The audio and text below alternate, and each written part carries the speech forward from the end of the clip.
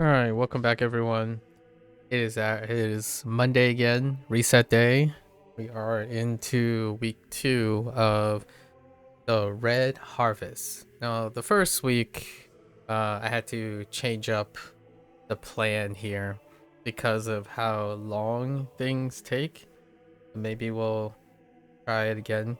So now I have decided that it's either 3 hours. 3 hours is gonna be the cap because of my schedule, but or the completion of one character, whichever one is longest. So I originally last week, I typically for these things I would play and complete all three characters, the ones that I'm carrying over, for live and just ruminate and all that. But it seems like due to a lot of the early design choices from last week, um, it kind of ballooned that. So I'm seeing maybe like two characters a week, and then I finish off the third character throughout the week on my own time. That is in fact what I did. Uh, I was kind of like digressing, and we had a lot of fun, interesting chats, interesting conversation and topics that came up um during last week. So I didn't quite finish the paladin. However, now they are all caught up in the first week before reset, and we're gonna go right back in. Technically today is week 2, so week 2 is when the trial is accessible, I think, if it lines up with dungeons. But oftentimes it could be 4 weeks, they might do something different, but I think this is the week where the trial is unlocked. However, as I mentioned before, trials are not the greatest in this time frame, largely because of inactivity. And personally, in my opinion, um, investing in trials is not the greatest type of investment when it comes to a game that caters to retaining existing players, but constantly making quality of life choices or sidelining quality of life choices for a growing population. So, and then the design of the trials are often gated by being an experienced player and not an inexperienced player. So these are the every other, in my opinion, like every other module that gets a pass. Like, this is what it's part of their roadmap. They continue to develop these things as a form of legacy, but ultimately, for the vast majority, including myself, it's more of a skip over, or maybe occasionally I'll drop in one of them. But and we'll take a look at other things that are introduced, usually gear. I kind of took a sneak peek at some of them, and it's kind of a weird mixed bag. Like, not the greatest to talk about, so it's even more of a skip, which is kind of unfortunate in my opinion. A little bit of a missed opportunity because I really genuinely like the map. The map is unlike anything in the past couple modules. It has a lot of verticality and wonderful things, but it gets slugged by pacing. Like, the map layout, navigation is going to be something to get used to, right? And it could become more efficient. But then this really, really odd choice of making it so that the currency takes even longer and you're bootstrapping through repeatables. I don't necessarily find that was egregiously, I almost feel a step back. So weeklies and stuff, my thought now today is we're going to hit the second milestone, and that second milestone has like another weekly activity, or they were embellishing the weekly activity, so it's more like see the rest of it. So I'm going to hold on my thoughts on that. But prematurely, last week it was about average. The great things are still great, the consistent things are still consistent. You know, you have your standard voice acting, your lines, your inspired locations, and the map was, in my opinion, very wonderful. Then you go to the quality of life stuff, and the stuff that will take up most of the time, like the impression, like the experience, the gaming, the actual time experience becomes a drudge. Like it becomes even more repetitive than it was before, which definitely works for a lot. Works for people that feel like they're attached to this. It's not something that keeps me attached. So, if this continues into it, it just de-incentivizes me from playing multiple characters, right? I There's another pragmatic reason I run more than one character through, because every week, there's a way to like maybe become more efficient, a little bit more familiar and painted out, and then having different characters go through the process can provide different lens or experience. And then that form of bootstrapping can reveal something that doing it once and done may not. So it was part of my whole pragmatic integrity to do so. But in this case, it's very chopped up because it's caressing time allocations. And I would say yes, even the 3 hours spread across a week is kind of is sufficient for a singular character. But this game had this direction where the increased playtime is due to the exploration of more characters. Like there's so many systems in place in this game that encourages a player to play multiple classes, multiple characters, but increasing the time to complete an arbitrary like currency load is I think incredibly misguided. Whoever decided that it artificially deflating, like inflating the amount of time required per currency is ultimately not going to, in my opinion, not going to increase playtime for those who already decided on efficiency, and then those who have play regardless of the playtime, they would simply play for however much time they have available. So I think it was kind of ill ill advised. I don't know what was the deal. Like did someone just decide, oh hey, we should cut the currency in half because then they'll have to do the same thing more often so that they can enjoy the same landscape even more. But the thing is, this map is incredibly unique looking, but it only enhances the frustration of the map, not and overstay its welcome. So that's kind of what happened. Like I was over the novelty quite early, personally, from my personal experience, and I had less and less motivation, knowing that the design choice was simply to double the amount of time because you cut the currency in half. Now the one silver lining is the repeatables still offer 5 currency each. So thankfully they didn't cut that in half. Then it would quadruple the amount of time per character. I think that is incredibly short-sighted, whoever decided to do that, in my opinion. So fingers crossed that it's largely because there's more activities to do to offset it. Increasing playtime by increasing the duration of currency is not hot. I think leaving it unchanged produces neither a positive change or a negative change. But decreasing the currency but not increasing the activities is most of the time, for the vast majority of players in a live service game, a negative outcome. I don't know how other people feel about this. Maybe they're enamored by the heroic encounters. I did, when I was finishing up my characters like the other day before reset. Let's just say the conversations were focused on other aspects that don't quite work out lately. Like I haven't really seen. Maybe we'll try to catch a set for Tenebros or however, whatever that zone bosses. Apparently that zone boss has been raising a fuss. I doubt it for me because of the time zone.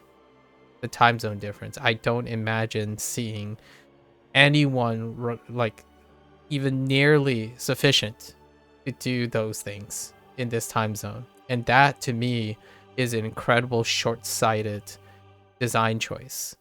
And I still personally, like, while there are others who love to do trials and be challenged and stuff, um, my experience is factually accurate when I say whenever a module releases a trial and they continue to cater to high demand of certain requirements, that makes it nearly improbable or highly improbable for people of certain time zones, which is the time zone that I usually play in.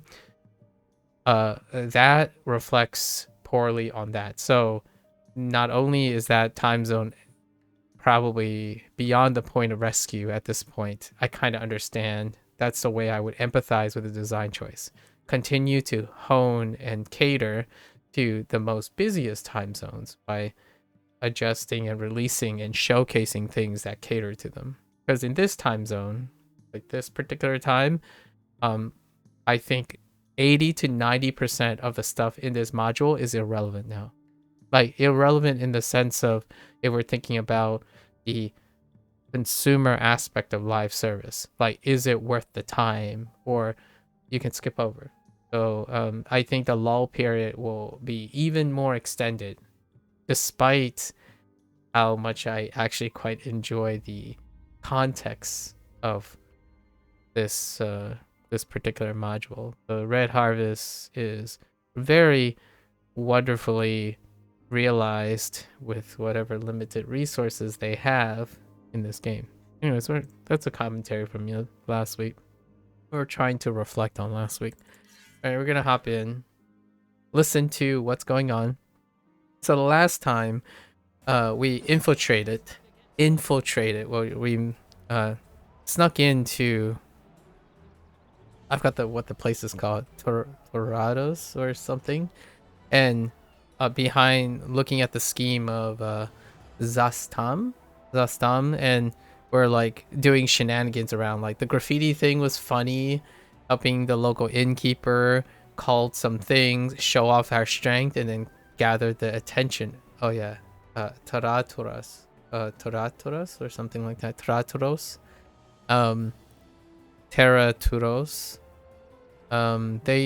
So we gathered the attention of the resistance, and it looks like all the resistance are very like telepathic. They use telepathy in order to communicate, clandestine rendezvous and stuff. That's where we left off. Let's go and see what other trouble we can get ourselves into.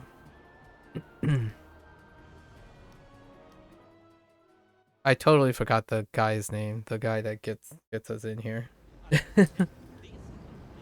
He does remind me like a bard fella. I have no idea why that completed on its own, but it's complete now. All right. So let's go check. Conform and obey. And of course it has the whole like oppressive red wizard feel to it. Wait, why is this? Was this always highlighted here? No, this must be the repeat from.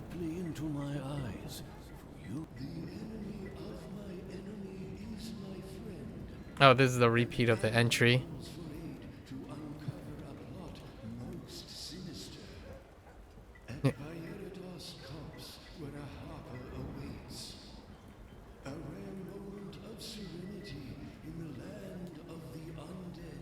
Yeah.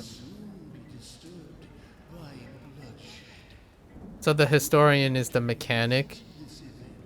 The historian is the mechanic that allows you to play all the weekly things that happen. So this was the first sequence where that guy with a caravan helps us get in there. And of course, these are also worth 10 as opposed to 20, right? So I thought for a moment maybe these are the ones that are worth 20. So that's from, that gets refreshed. So that's a 10 for us, which is 2 less to do.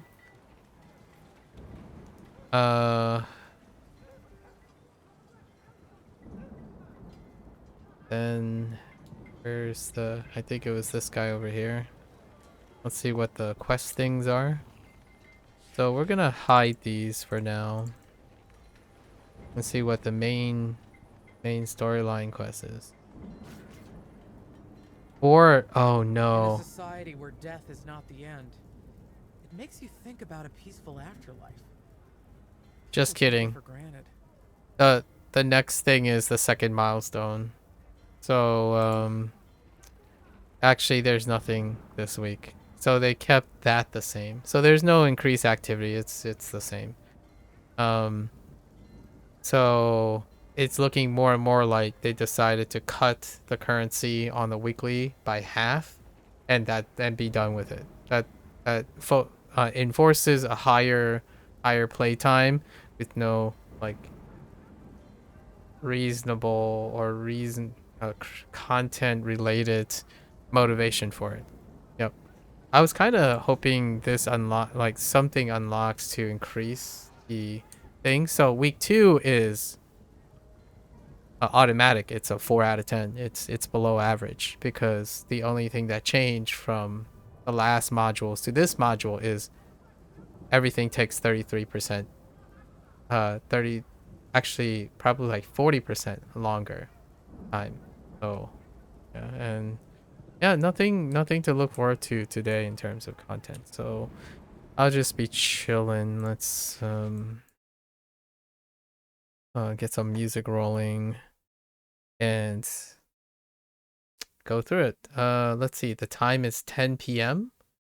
So we'll put a clock on it, like anywhere between midnight and 1 a.m. is as far as I'm gonna go for this. Okay, so let's see. I gotten used to the pathing. I've gotten used to the pathing, and sure enough, this Tenebroth, that's a skip. You can't, unless I see chatter, which I don't see chatter about this. It's like you pass this. You take a big pass on this because of the mechanics. So I am not going to be surprised if next week there's a patch note to reduce whatever it is that people keep arguing about and talking about in chat over the weeks, because this is not the greatest in terms of like requirements, like people requirement, actual people requirement. This is our weekly, and we have our activities completed, so we can turn that in. Unfortunately, because we turn it in, it doesn't refresh, so and that is terrible. And then we did the weekly, so we can pick up the weekly on this character for the heroic encounters side of things. And then we can turn in our, yeah, see. So this, to me, it is far friendlier to keep the timer for the weekly on a separate refresh. So like you finish the activity, you can turn that in, but the other timer for this should be available now. That, in my opinion, is a far more quality of life change. Having the timer, the passive timer for all weekly resets, to be part of the week, the literal week, not dependent on when you turn in the previous one. I don't know how easy that is, but generally speaking, now I would want the activity again because it's this week's activity, not last week's activity. And this is true for quite literally all the seasonal things, where sometimes people finish the task and then they turn it in at their next convenience, but if it's after the reset, then it's considered that week's reset, not the previous week. And to me, that is inflexible. That's you don't really get much out of it other than you're enforcing a higher turn in playtime again by artificially creating um forcing players to do alternatives again repeatably. And I think that repetition is not only it causes recession, not increase retention. So at some time it's just like you'll constantly get to argue, oh, it's not worth it, it's too much time, right? So either maintain its current status quo or continue to elevate efficiency or incentivize the extended time. In this case, literally no change other than we made it longer. That's why I have a really big gripe. It's probably one of the lowest points because it will bleed into every single week, every single day that the red harvest is not complete. It will be reminded that this is taking more of your time for doing less. Yeah. So, and then maybe we'll do heroic encounters or something. But genuinely speaking, I don't do heroic encounters during this time. Again, because of people. Yeah, some of these designs are very ideal and wonderful playing at a specific time zone. And it's not this time zone. Hence, in my opinion, this particular time zone hasn't seen growth in a very, very, very long time. And might even be worth cutting, which that's my concession for their design. It might not even be important. You can't grow a section where your roadmap and your design choices legitimately prefer to cut your losses, right? So, and with that said, I would behave in a way that would cut my losses as well. I do less over time. All right, so let's do the beginning section for 10 as opposed to 20, which was, where do we go? It was over here, right?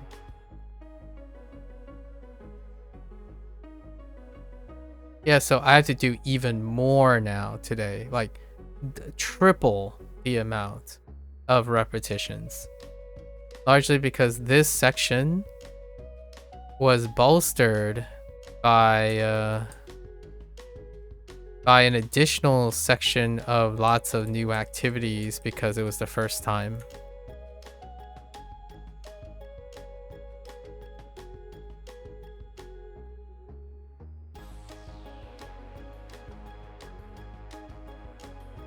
Like, this is only 10.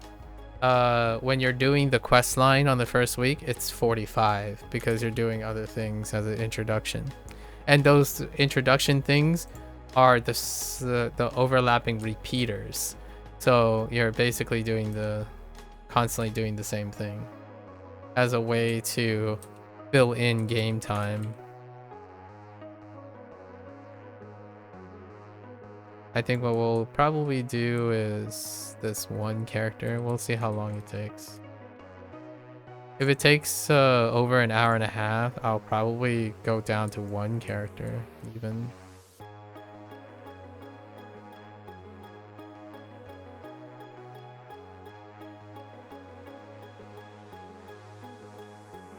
It's not engaging.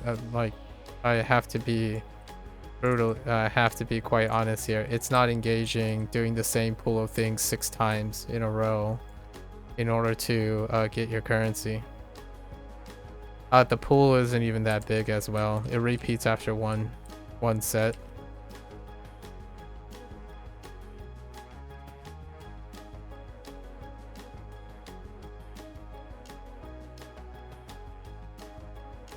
Yeah, I would have to say, like, this has genuinely been one of the most negative receptions I have so far in the last couple years in their modules.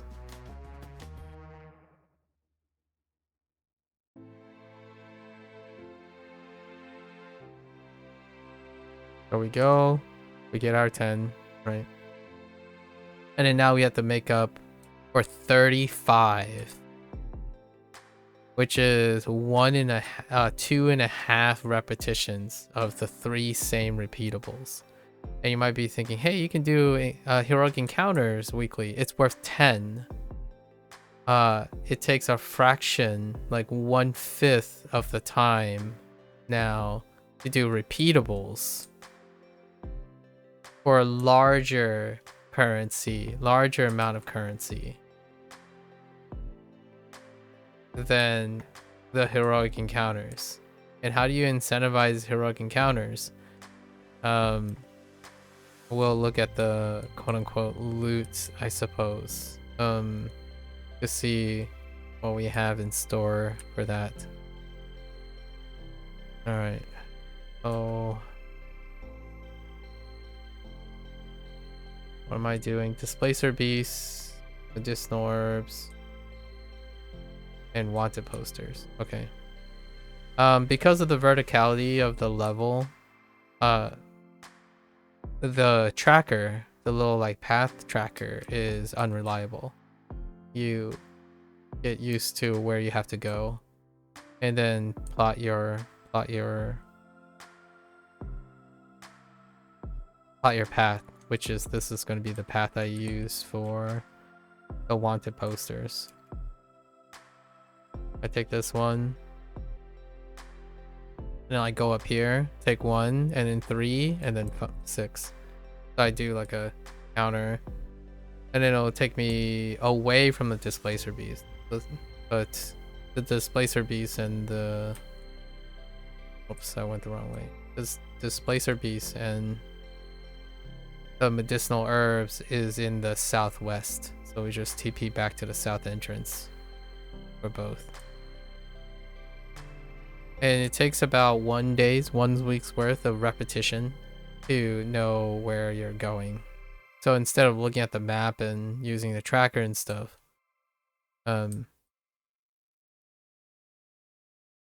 you plot your own. Oops.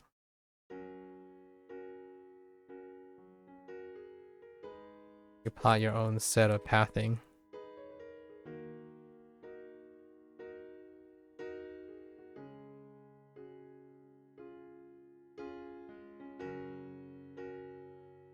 Yeah, incredibly disfavorable.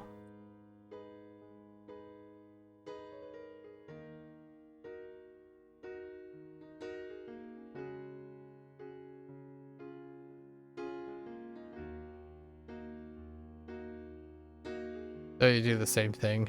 Now I get to do the same thing, same pool 6 times today, until to see that maybe week 2 has something. But because they still do the, in my opinion, the asinine chore of making your milestone unlocks at the end of the weekly haul, that's doing currency where you're losing out on currency.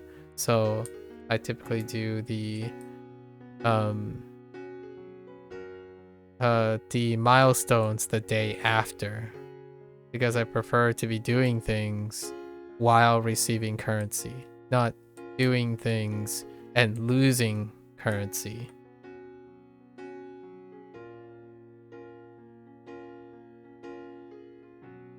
Which of course is fine by me. That just means I do less on the current day, which is probably the name of the game at this point.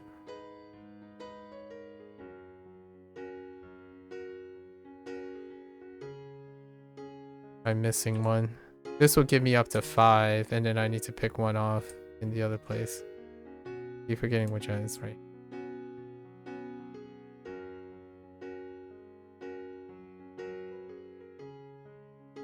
I think I took a look at the weapon set thing, and I have no idea what they were going for.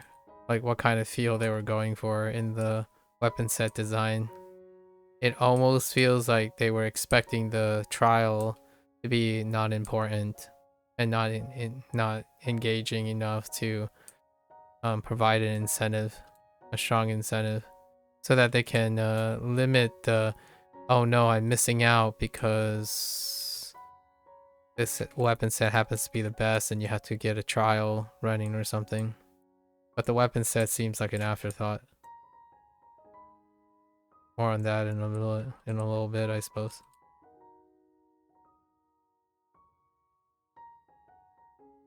Yeah, so that's my loop for the poster.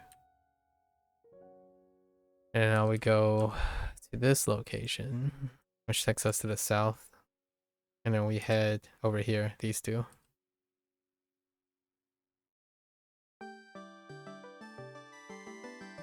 First day for 3 characters. I've already done this loop like 12 times.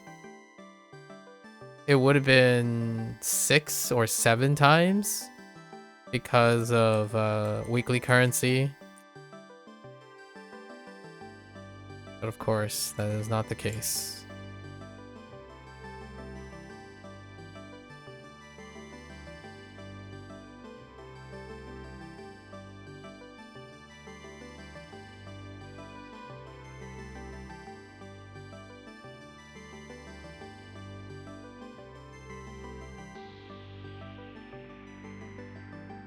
These are displacer beasts, you know. I think, I guess we're gonna be ranking or trying to make commentary on repeatables. I think displacer beast is very generous, so you want displacer beasts. It's not in the way of a lot of people. There's a huge spawn point for them. It goes in one cycle. I think wanted poster is probably the worst of all of them so far.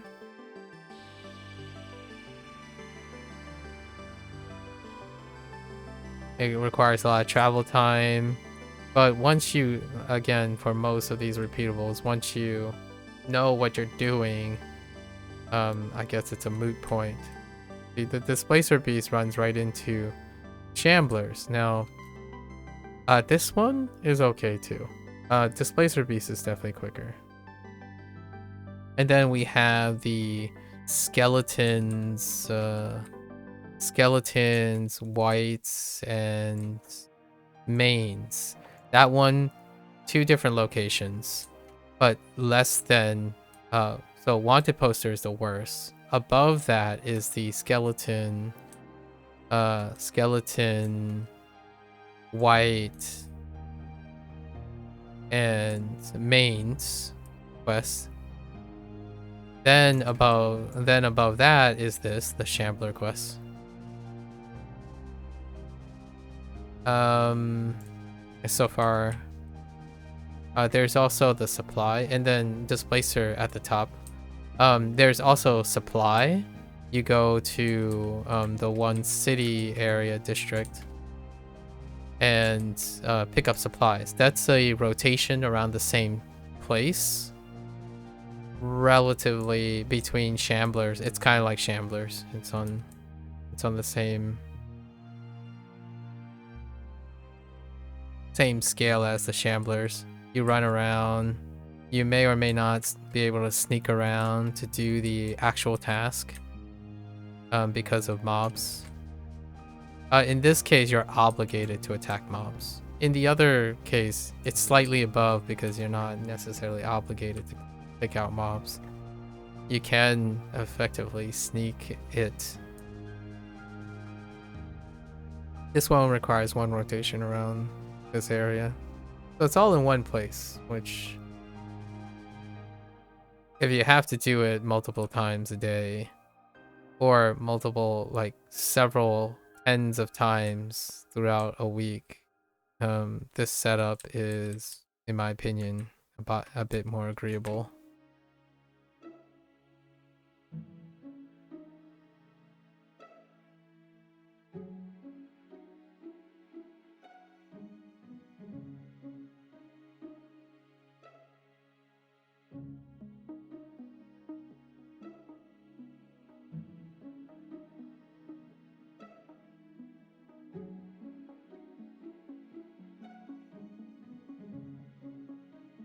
placing this guy here is kind of annoying.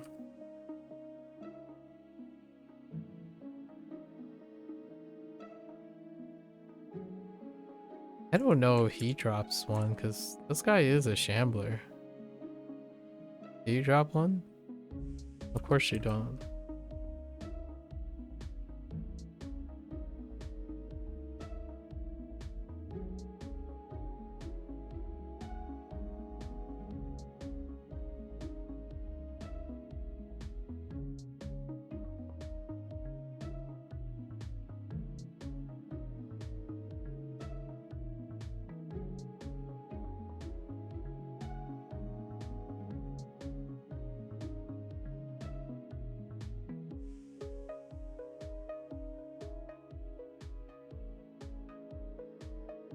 I mean, I would love to talk about other things right now, but I guess the only other thing now is to talk about the gear, which we'll have to talk about later. Because I would have to be looking at the collection screen. Other than that, the first week is, I mean, the second week is the first week, but worse in every conceivable way. Pragmatically speaking, right?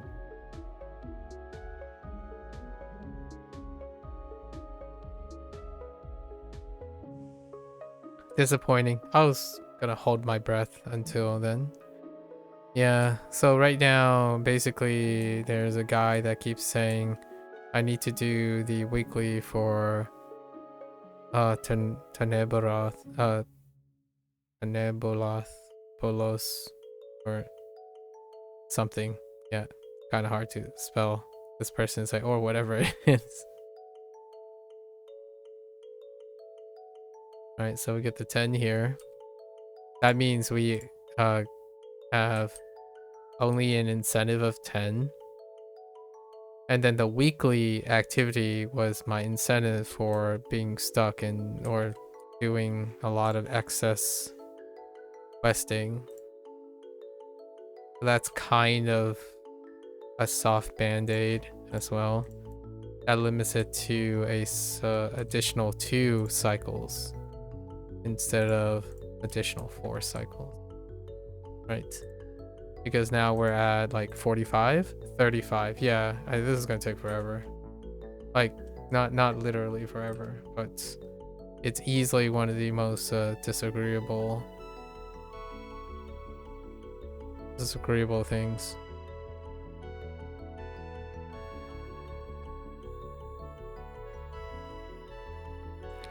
This one is the one that's slightly above the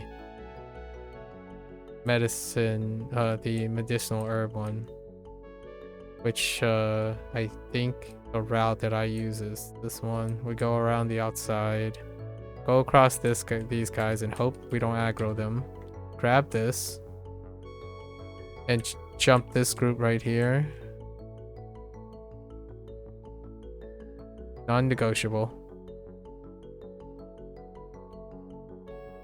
And this is by no means fast. It's probably substantially slower than a lot of others.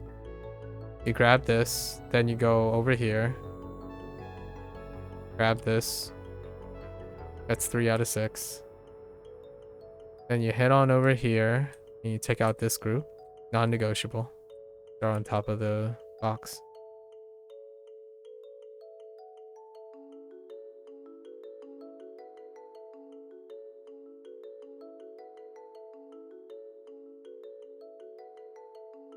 And then you go through here, wrap, dodge that, and you take out these 2. That guy sitting there is linked with this guy.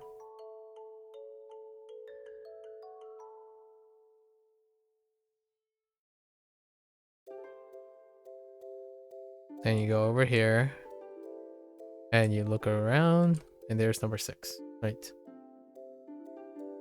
Oh, we have the ambush patrol thing, which is really nice.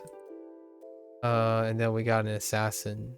So an assassin might have shown up somewhere. That's fine.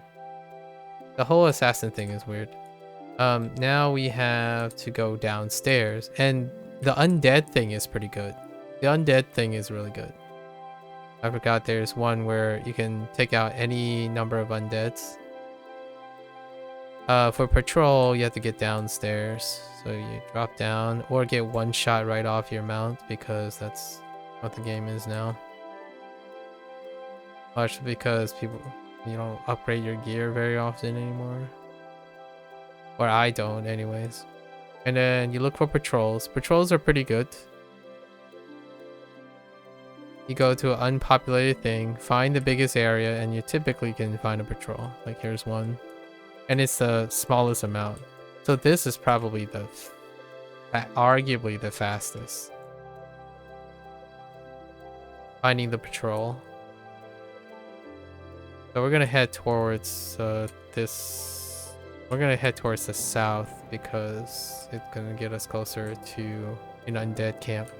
There's an undead camp there. So you run down here, hope to see another patrol. Which you don't. And then I go in here to take out undead. This whole camp is undead.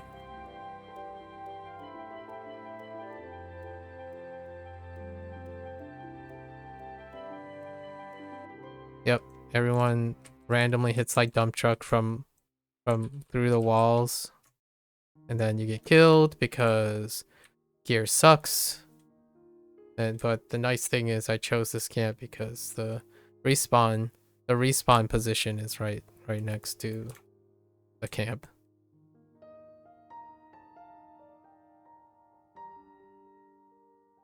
Mobs shoot through walls.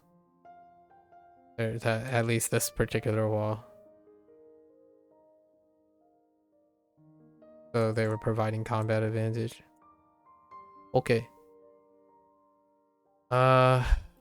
There's usually a patrol. That patrol probably hasn't respawned, so there is a patrol down here as well. Oh, just kidding. That's not. It's upstairs. So we go back here.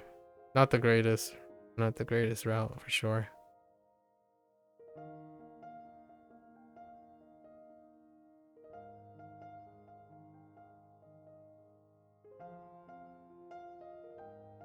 Hoping for patrol. Nope. Yeah, so patrol is a hit or miss. Depending on which repeatable is paired with.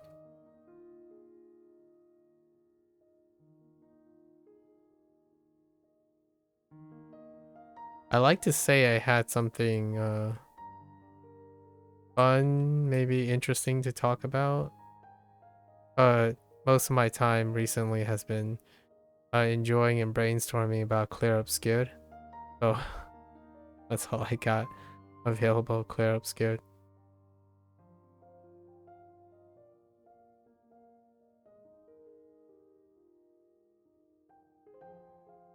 Yep, no patrols. I think the most reliable... Oh, there it is.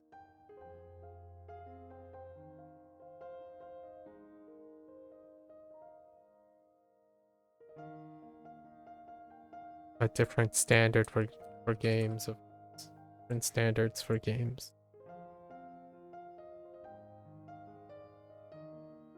So now we're up to what? 50? So we do that another 3 times. Is there a chance to run across some people who are doing heroics? Yeah, there's one instance. We can try to get on to that one instance. And squeeze a 10.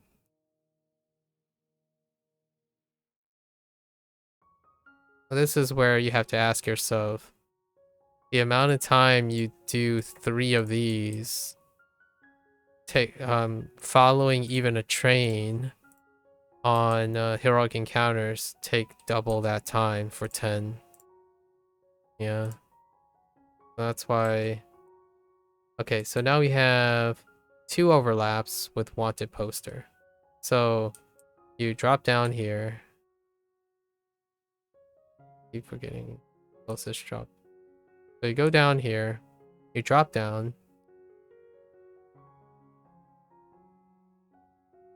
Or wait, was this not the drop down? Just kidding. This one isn't okay. Actually am unsure about the elevators. And yep, this is where you lose all your time. There it is. They drop down. Now we're splitting this area, unfortunately. So I have to go south first.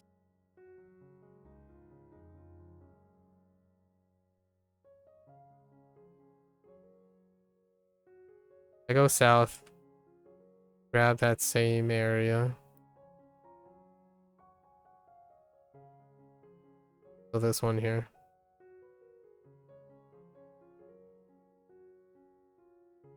If this looks familiar, it's because I just did this.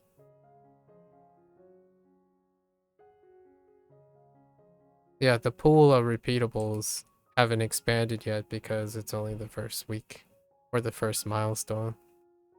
And even if they increase the pool of repeatables, they will also be incredibly repetitious and unrewarding.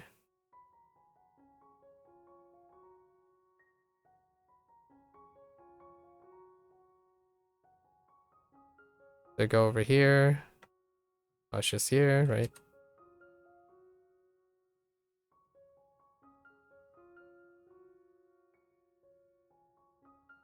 Try not to aggro too much.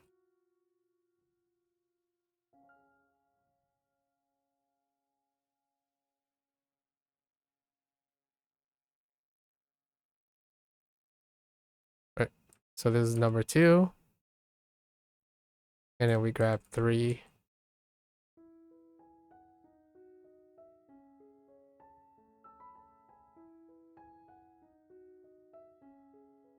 Go over here. Grab 3, grab the one in the corner. And then we head into the area with the mains and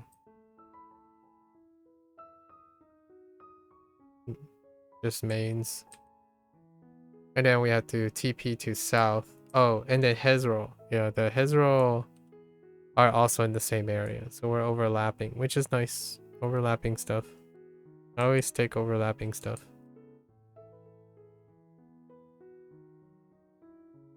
I don't know. Kind of nice when they line up.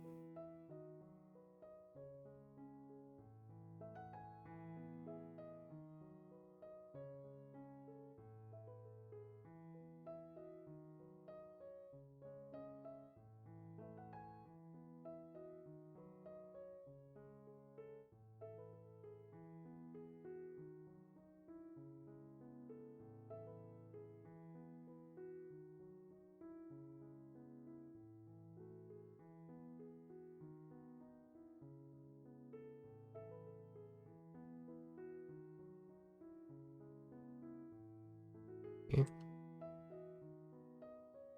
Right. So that's 5.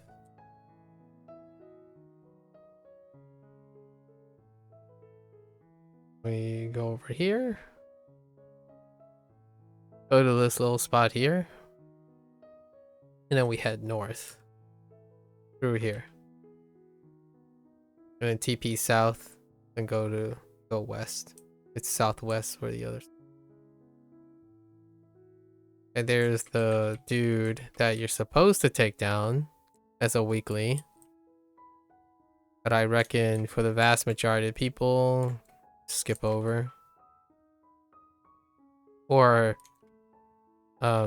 successfully be obligated to log in at a more convenient time to do that. That guy right there. Then we head north. This is where these guys are.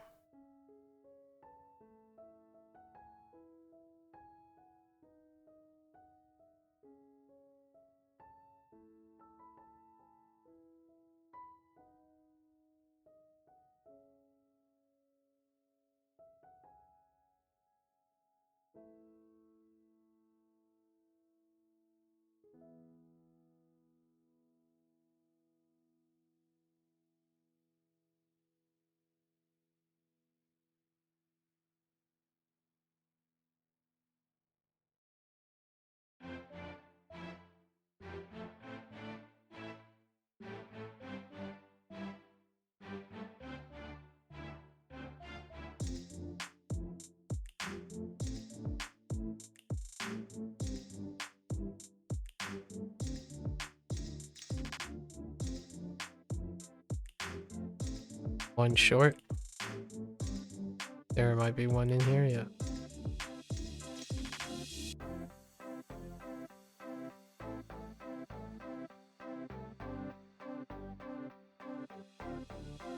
Okay.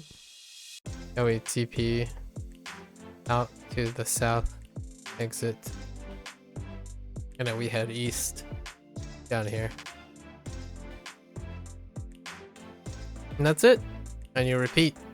Repeat, repeat, repeat. It's probably one of those situations where this is why I don't typically stream when it's too repetitious. I would like to pull up something else, you know, brainstorm about ideas for the day. But right now I didn't really have too much things to brainstorm about. But brainstorm about ideas, pull up a good show, maybe something that I want to watch, and then I would do this. And then have my thoughts on it. Because I still like to upkeep this stuff.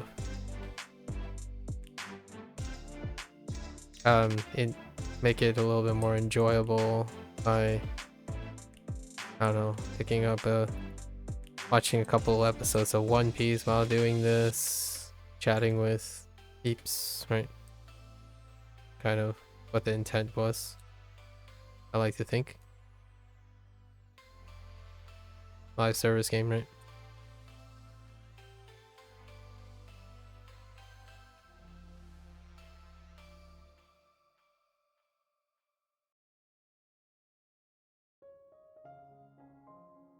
This does give you the opportunity to focus on how to, I don't know, decrease the amount of time for each run.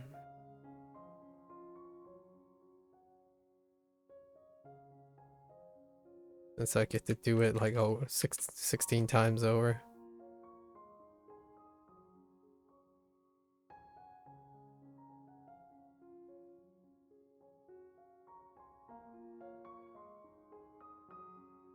Yep, there we go.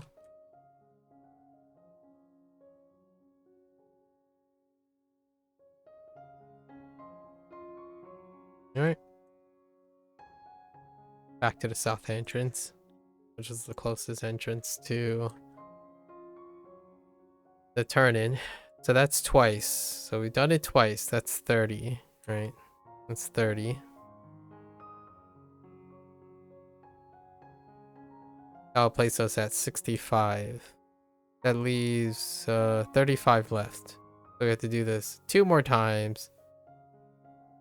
And we'll do heroics or something. Oh, I'll hop into a heroic, which makes it 10. So I can like get an idea of how heroics work. I did it on the first week and it was okay. There was this one that I thought was neat, but it also has a lot of design conflicts of interest between random players doing things and whatnot. Actually, let's try to get the heroic if it's open. 21 is open. Nope. 21's too full. 16? Nope. Okay. Looks like we're still gonna wait.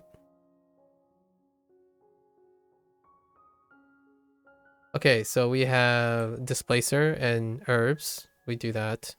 And then supplies are up here, which we can actually TP up there. Yeah. It's that small. The pool is that small.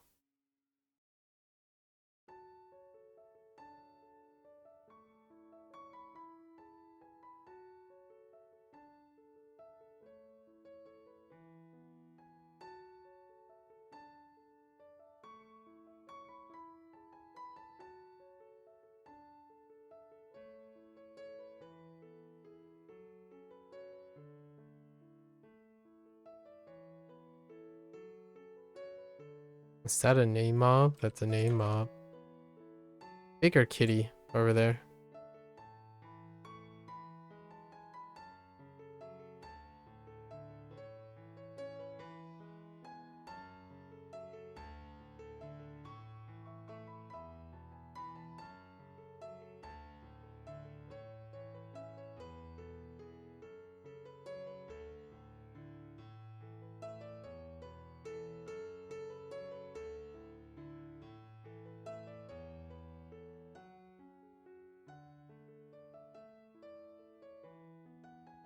most of these places have a spawn point right nearby, so I don't really aggressively worry about it.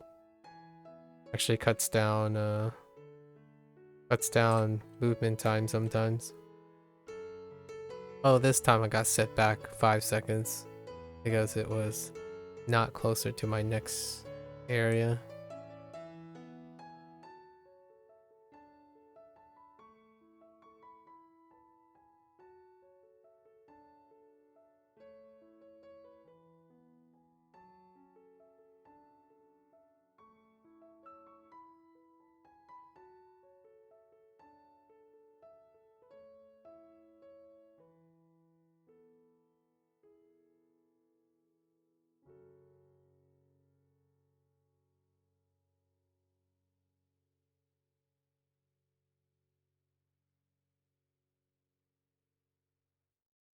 Okay.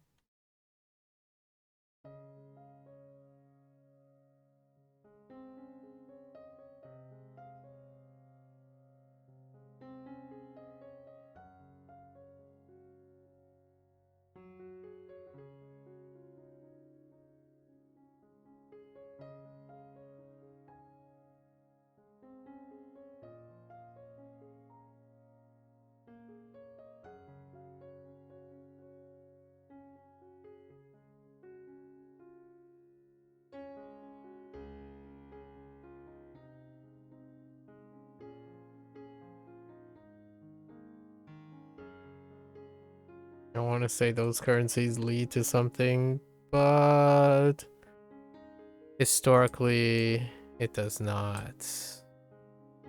Maybe boons? I suppose it would be a natural way to lead into boons, which is like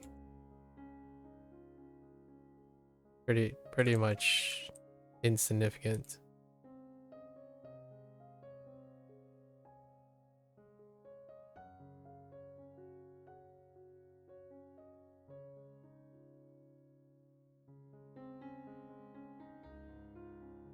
I think the boons require all 3 currencies. So doing the taking down the name mob near the areas are kind of a pragmatic thing. Provided you're wearing gear that remotely doesn't allow the mob to swarm you to death.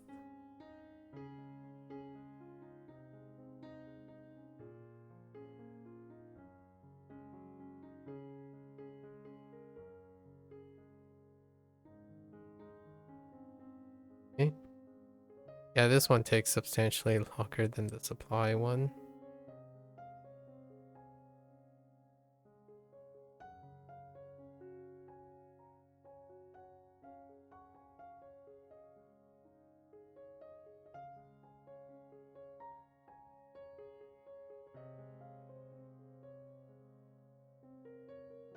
Okay. Let's see how close this is, the depths. Where does the depths? Oh my goodness, the depths is here? Oh, that's actually kinda alright. You can get here by going to the depths. Okay, what about East Plaza? Here we go. Oh no, that's East Plaza. Oh, it's not even geographically related. So where was high water? Yep. That sucks. That sucks a lot. I think Tower District is still a more convenient way to get there. Because you're staying on top. Bottom is not the greatest. Pathing can get you a shot off your mount. Well, see, someone is arguing, we'll have a lot of weeklies. That's what I understand from that. That's, yeah. Oh, yeah. The conversation's happening in... What's the point of 10 point rewards for weeklies? Torture. Brightness is so low. Maximum grind. Pirates give you 25? Yeah. I think it was 20. Or 20. And then they say, we'll have... someone is in the same mindset as me will have a lot of weeklies. That's what you understand from that. Yeah, I'm also assuming that too, but it hasn't happened yet. So, unlikely. Unlikely. So, same conversations. Obviously, my conversations are not that unique if you played this game long enough. It's terrifying how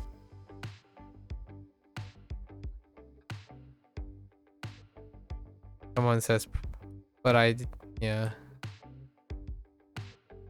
Already a constant discussion. I'm not surprised.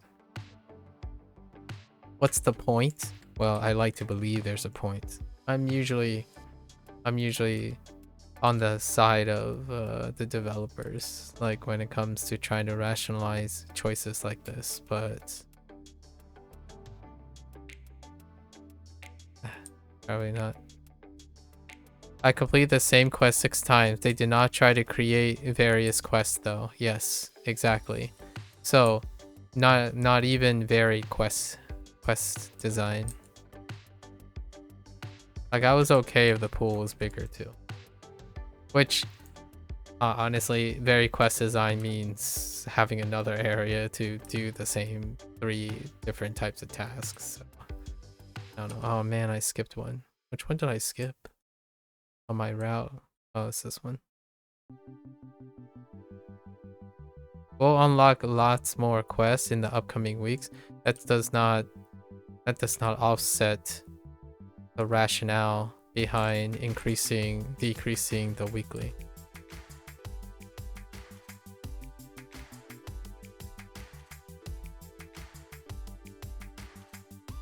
Tell that to a tank. True.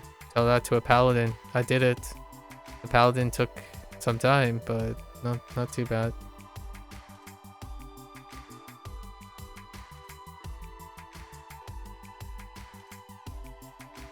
Okay, where are we here? I can't pay Zen to content others can't. To do content others can't. Yeah. Well, that's probably not going to change.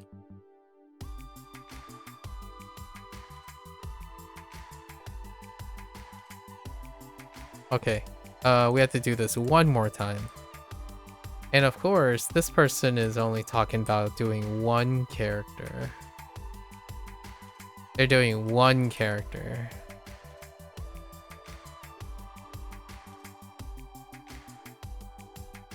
Is there a way? Is there a drop-off point? Probably a drop-off point over here. That's the closest. Still got a little bit of ironing out to do. Yeah, this is a drop-off. So I can go probably top left. Where does this drop me?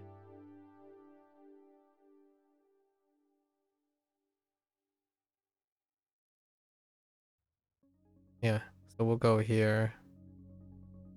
Grab these mobs.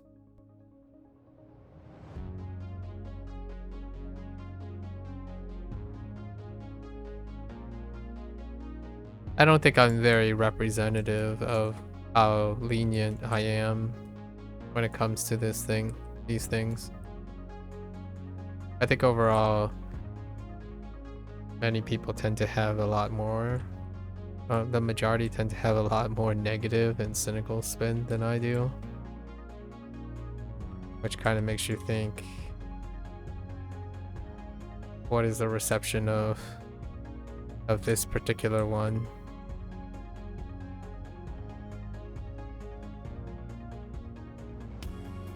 Not that I know for sure, but I feel like I tend to be more commonly reasonable and emotional about these things.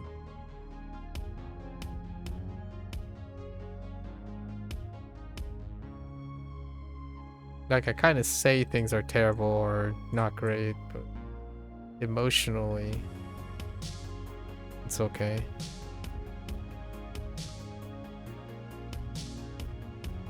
Yeah, there's been someone spamming need heal for a zone boss for like the last 10 minutes. So in the last 10 minutes, I would have 30 currency from doing the same three sets from a limited pool. And so waiting for the 10 for the zone boss.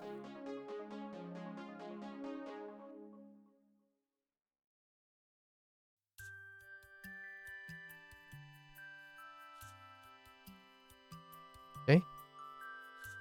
So we're doing our poster cycle in reverse. Which leads us back to... And I went the wrong way. Because I followed the tracker. Which is not useful.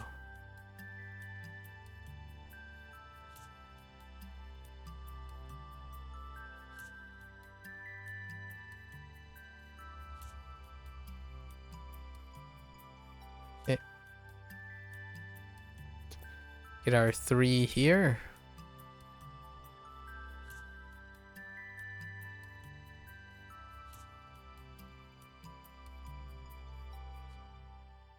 Try to do it slightly faster each iteration. Then it goes over here, right? We have to triangulate.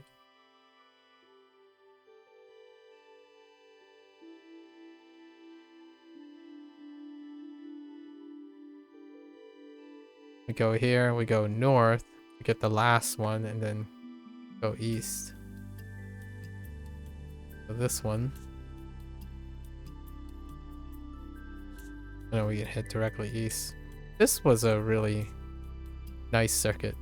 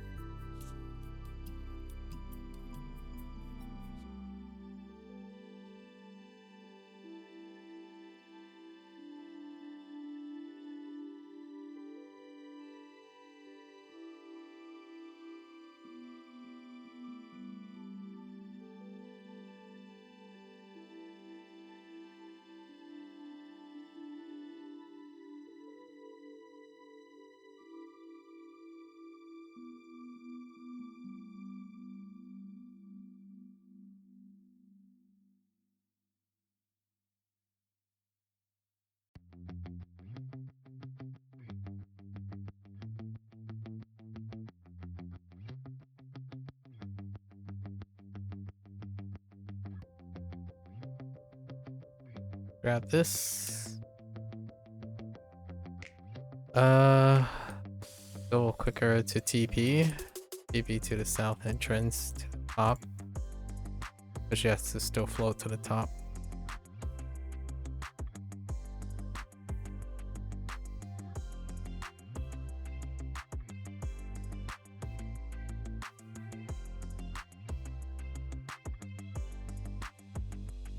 There's also the assassin thing that people look for. That it's inconsistent. Like it comes up, it disappears, it comes up, it disappears. So I don't really know what that's about. Other than the assassin is using the same like spawning counter as the assassins in the Menzo Bearzan module. I reckon that's it. However, it looks like sometimes when you're near someone who might have one, you also get it added to the quest log and then it disappears when you move around. So these people are like forming groups sometimes, and then they don't get credit because some of them don't have the quest, or instead they have to sit somewhere nearby or something like that to keep the quest active. And that means, once again, time loss. Oh, whoops. I thought I was doing... Man, I wasn't even paying attention. I thought I was doing Displacer Beast. I'm actually doing these guys. Another 10 minutes.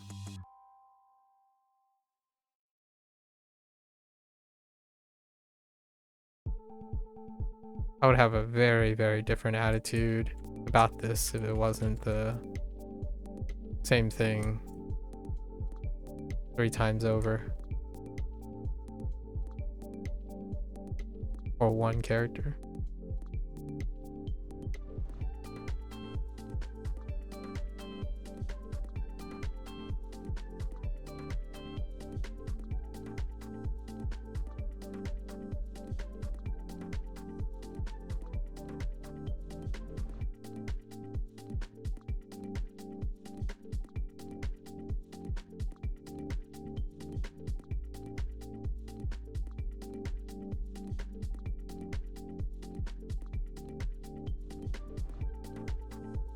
Yep. Same person. 15 minutes later, still looking for a healer.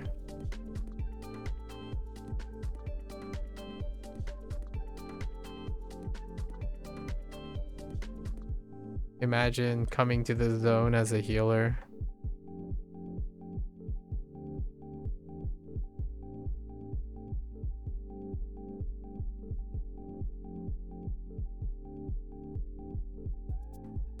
And take down 2 more skeletons.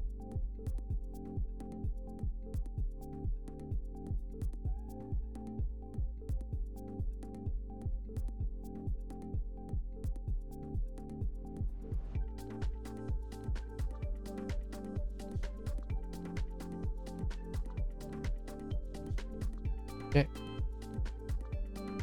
All right, and then we're gonna try to hop on the HE train, right? That took 1 hour.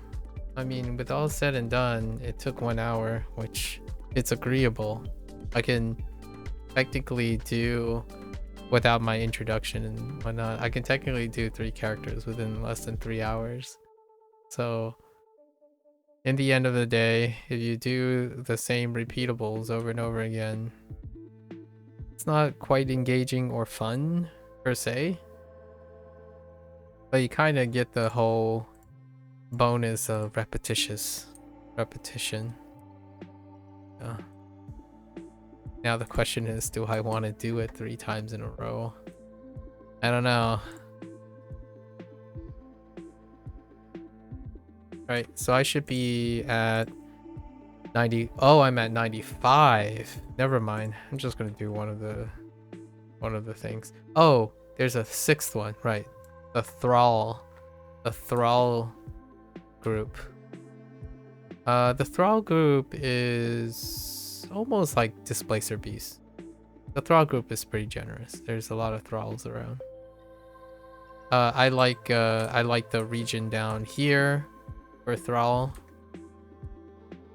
which lines up with a lot of other regions. We're going to do the supply route, right? Supply route for the 3rd time in a row. This is the supply route. Go by these guys. They have limited view. Leap up. These guys are mandatory. We might as well grab the other 2 as well.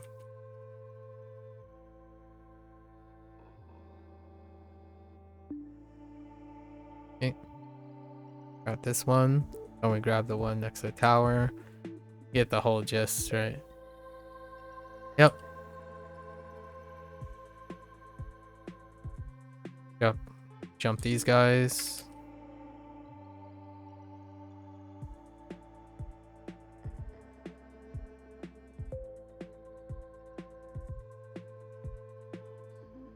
It's more than an hour. I got sidetracked a couple times. Hit this guy. Bring this guy closer.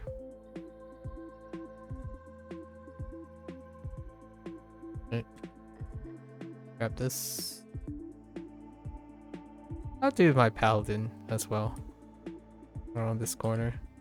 I feel like I got the hang of this. We'll solidify our paths. Come here. South. And then we got our 100. Won't do milestones until next week. That's something to look forward to. milestones. See if there are new quests early on, maybe. I'm not sure if the trial unlocks by default.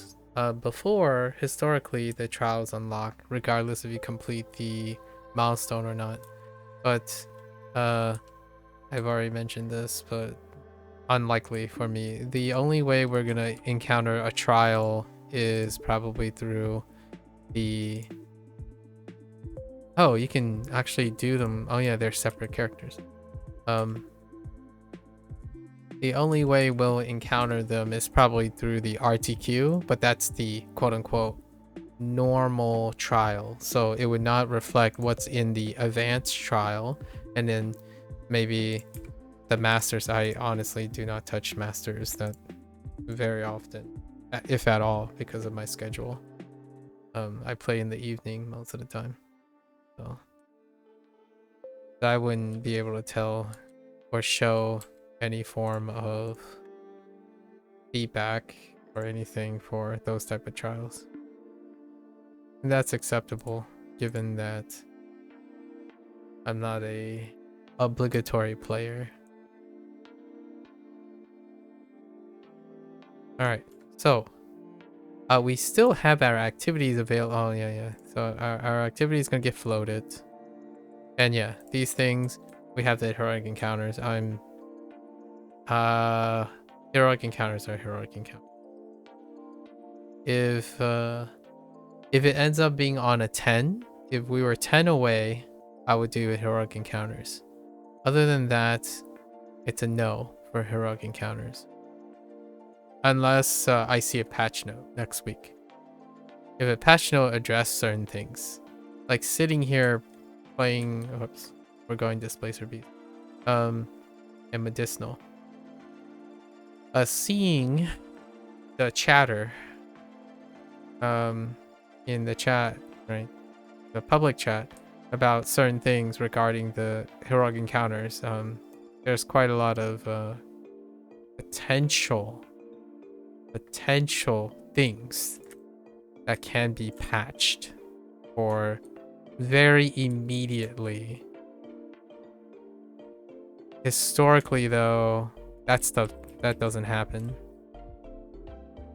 It would be like week 6 or something by the time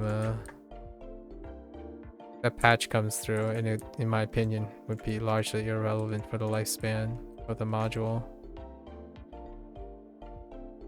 by the time it comes up. But I like to think that there's always an opportunity to be different.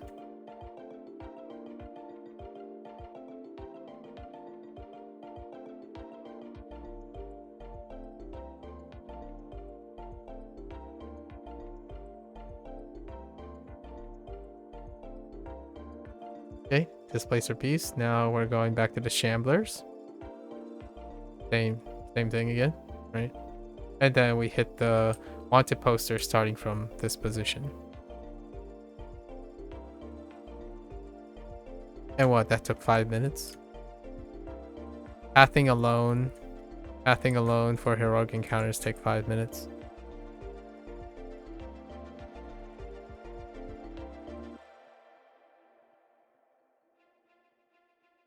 Or this, like the moment I finish these two, right?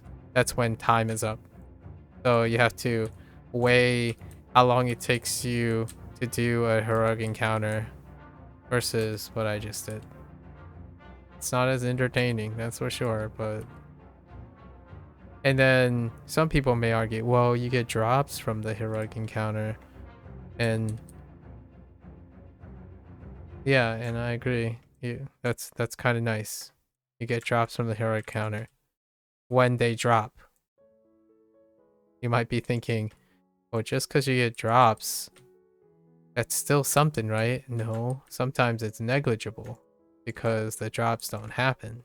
This game is predicated on an infamous archaic way of doing loot. Loot is based on probability. So you could sit there and say, hey, you're only gonna do it for your weekly hauls and you're expecting a drop over time from the doing heroic encounters. No, you run trains and you do it for hours before something happens. So when you're comparing it to doing dailies and doing a weekly haul, statistically, that time that you're not using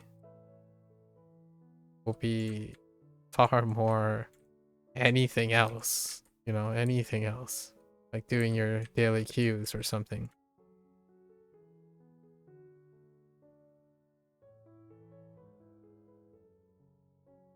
Better make sure to just refine my diamonds for the day. And this is, of course, much slower since no DPS. Not a DPS. Something completed on its own. What the heck completed on it? That was weird.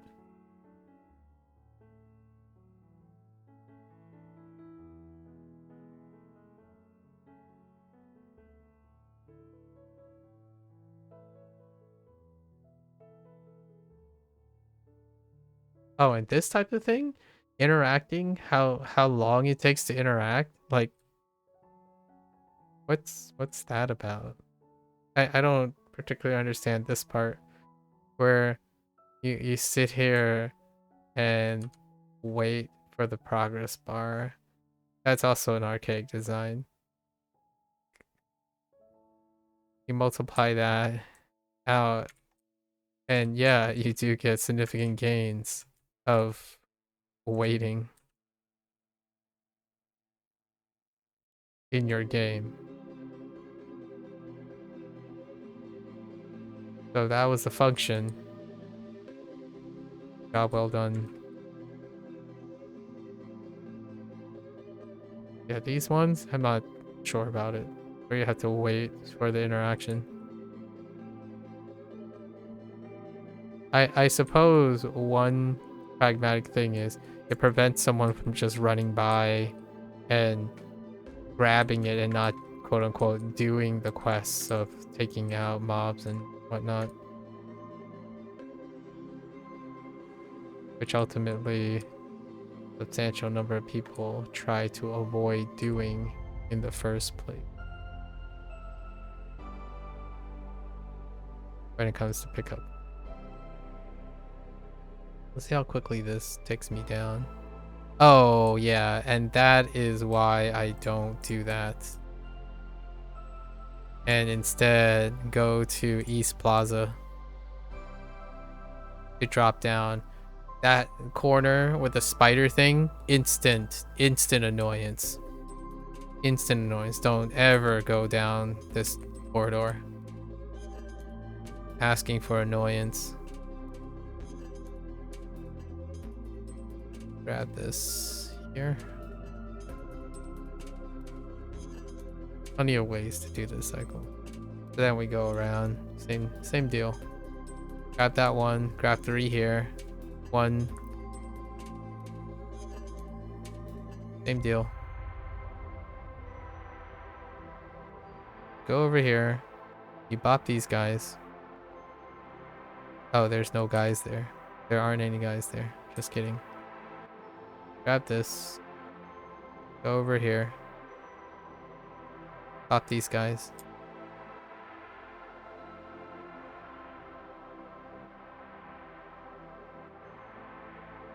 Grab this.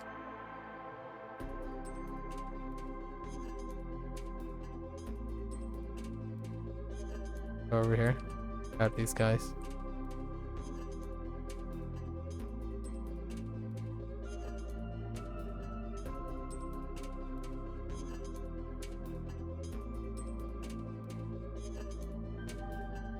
Yeah, still less than 10 minutes per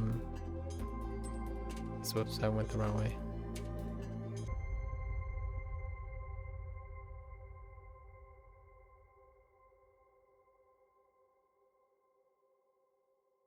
Run through here.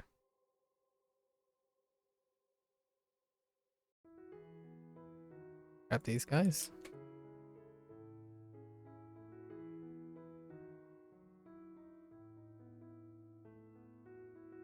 I actually think my paladin might be faster than the barbarian.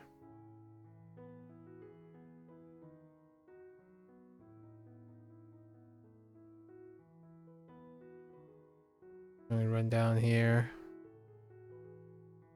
Get to the picket fence with the undead peeps. That's 15 in the bag.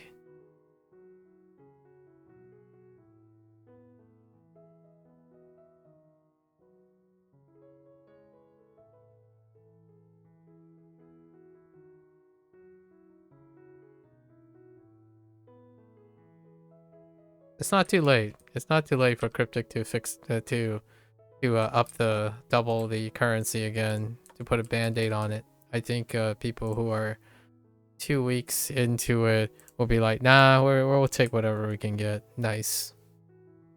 Not too late. Not too late to change it up and double the currency on weeklies. Not too late.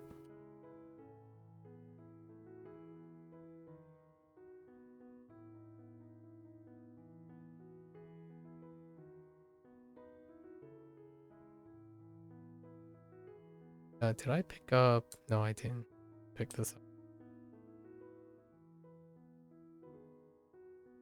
That's a quick 10. This is a pretty decent 10.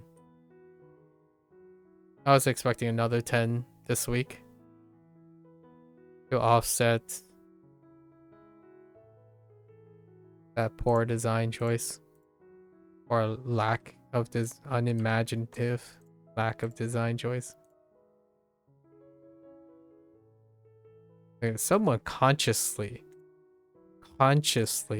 did this. Like that's a conscious choice they made.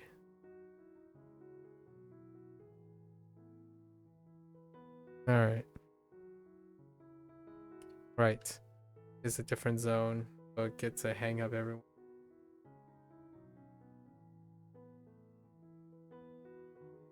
Didn't take that long.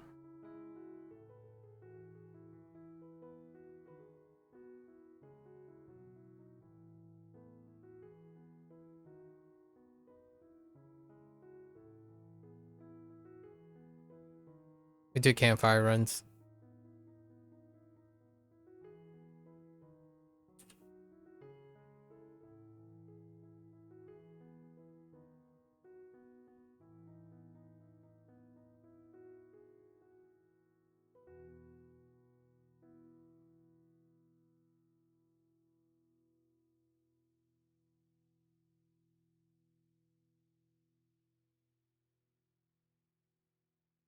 Campfire runs.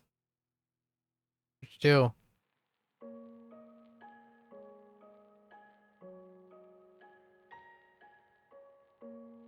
It'll be interesting to see in the future they remove the ability to do a campfire run as well, just to inflate game time some more.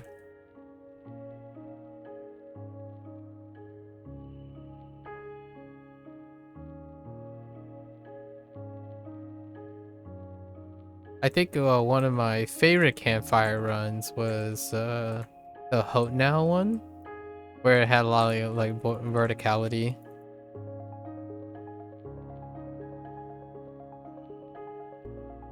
Like how it wrapped around, you're not quite sure which way you're going. Oh, it's kind of neat.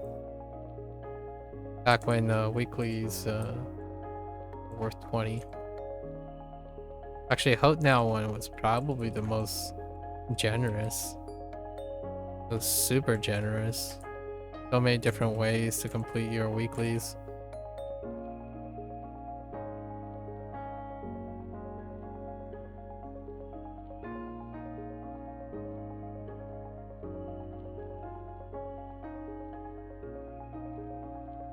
The wait and see moments.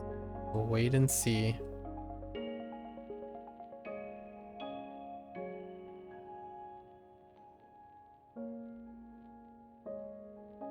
Okay. Right, Tesser, what's his name? Alright. We got our Nice 10.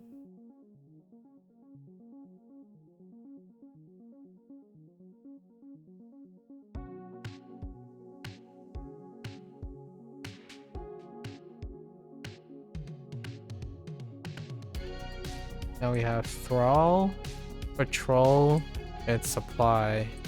We'll probably go to Supply first.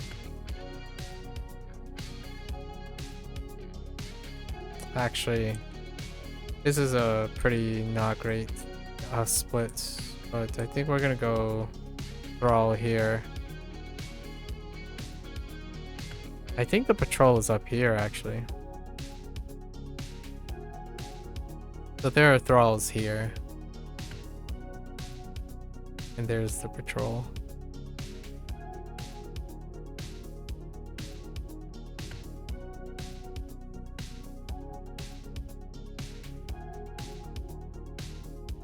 Oh, no, wait. That's where Displacer are. It's the other way, the other direction.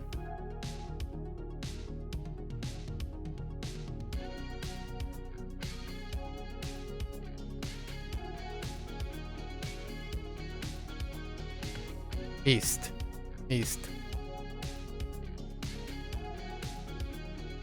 Yeah, these guys.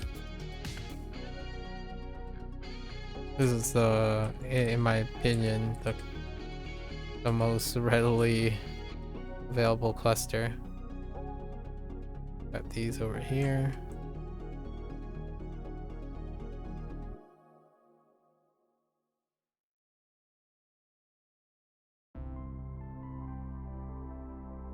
Back over here.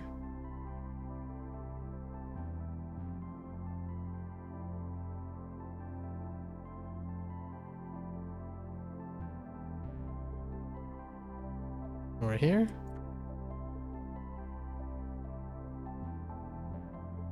This was part of a different quest, which can come up. I think the one quest, this quest is probably the biggest stinker. The one where you have to set the barrels on fire.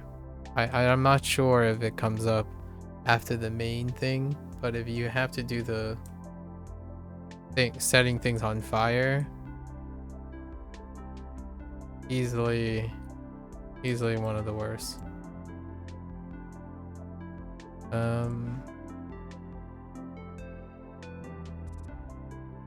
Have to go back here. We drop down. Whoops. I guess I could have dropped down up here. Probably closer. Needs Plaza. Drop down here. And then you can go back up. I'm gonna grab the Patrol.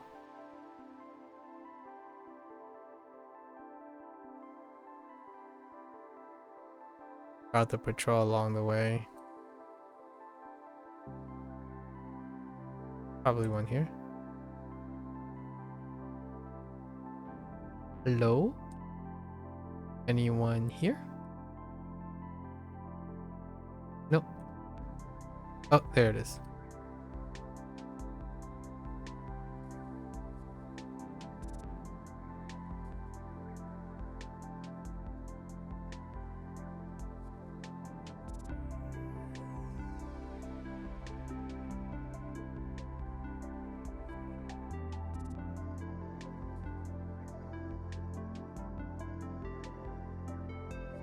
Okay. Now we go over here. Like, go up here, wrap around here, and then we take the elevator up. There it is.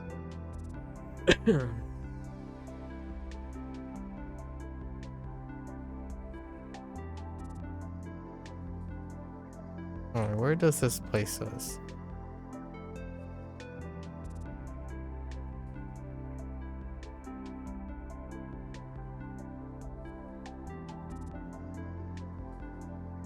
Of course, that mount time. Aggroed them around the corner. Alright. Yeah, and the elevator starts the cycle. Pretty good.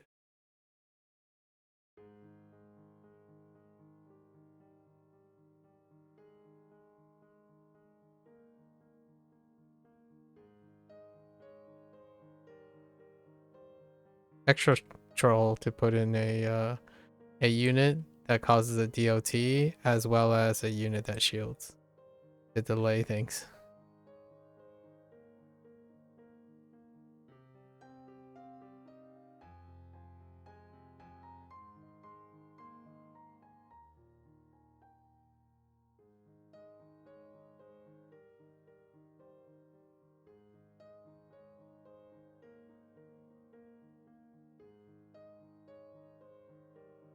Okay. 4 over here.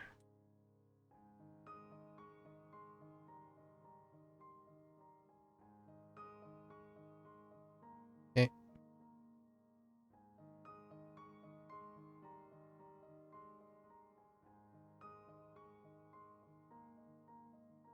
All right. Another 15 in the bag. I'm gonna only do these 2 characters, and we'll just take a look at the gear and then call it a day before midnight. Rest up for tomorrow. I'll do my fighter another time. Time before the reset. And hold my breath, right? Hold my breath about seeing the bigger picture, that there will be other things to do to offset the design choice. Thanks, son. You bought Pat. You would.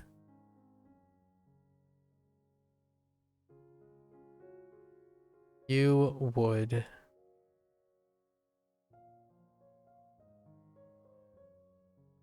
Alright, where are we? Ugh, 50. Okay. We gotta do this 3 more times. Alright, so posters. Start with posters.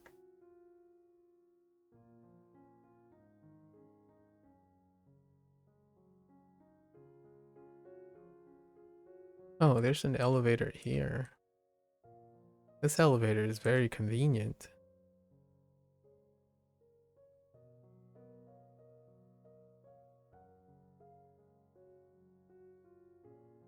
Quite convenient. I'll have to make a note of that. We can change the route slightly.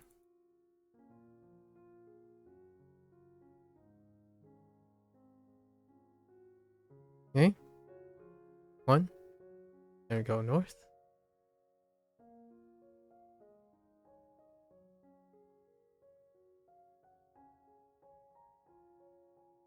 SOD is the name of the trial. It's odd.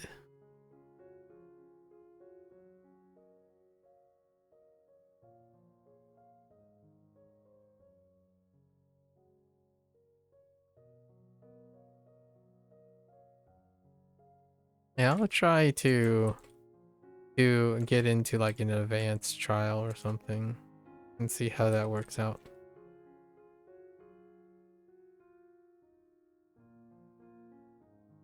We'll at least do our advanced trial.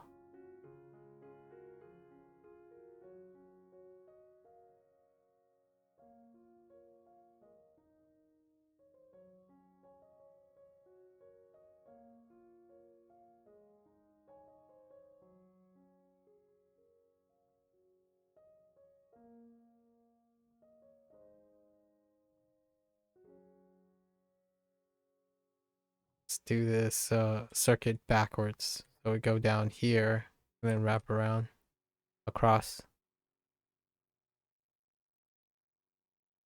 Things are tight now. The paths are getting tighter. The pathing.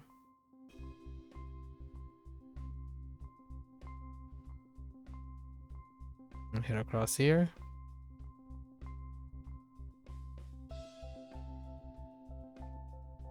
Probably the closest thing to speedrunning that I would do.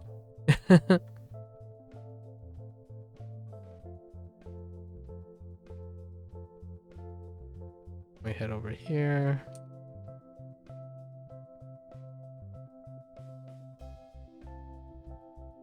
Straight ahead.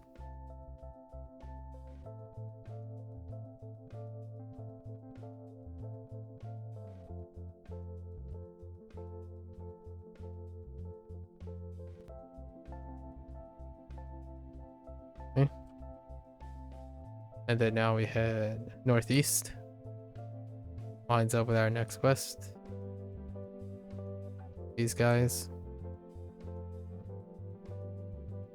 Since we're on our paladin, we get to group them all up.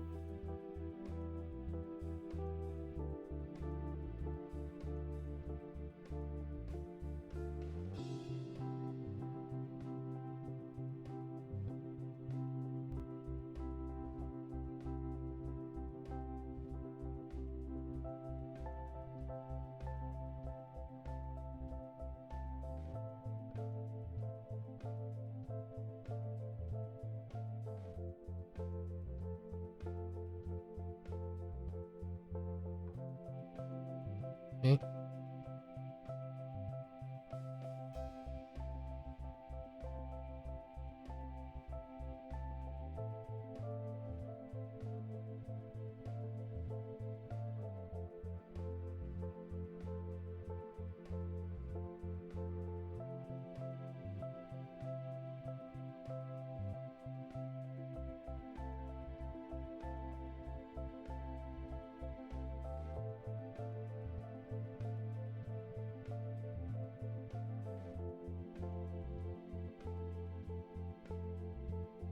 Still have to go northeast or southeast. Get the skeletons and whites.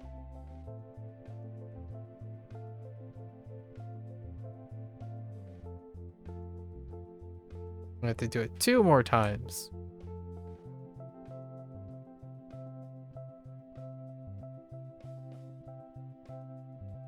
Two more times plus 1. 2.33 times.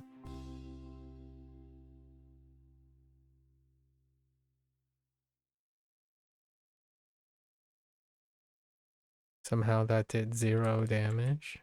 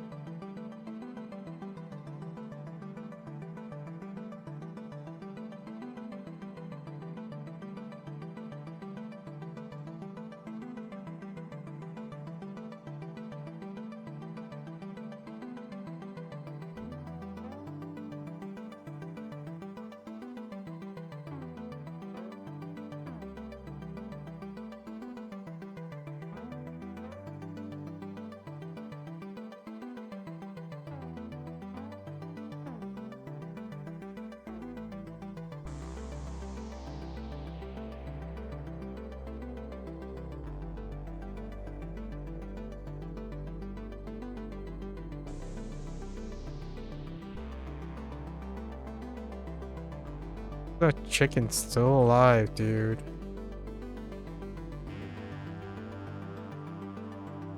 Okay, 4 more skeletons.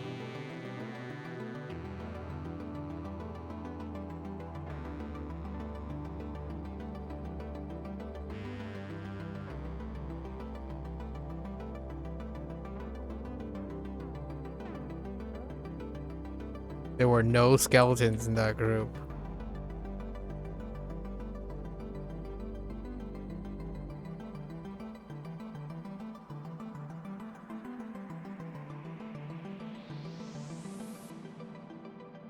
Okay. Alright. Off we go. 3 more in the bag. What are we at? It's like 15 minutes. 15 minutes for 15.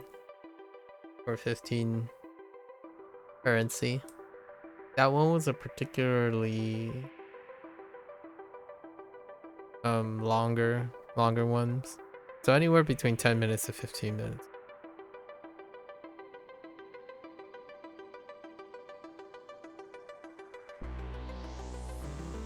so it's about an hour, like 1 minute per currency, right? 100 minutes. Oh, that's not an hour. That's an hour and a half. I can't do math. That's an hour and 40 minutes actually. Just kidding. A little over an hour and a half. So I will only be doing 2 characters on stream. Comfortably. Unless something changes. My goat would be have someone say, "Oh, we made a wrong call. Weeklies are back to 20. Thank you." There you go. Something like that.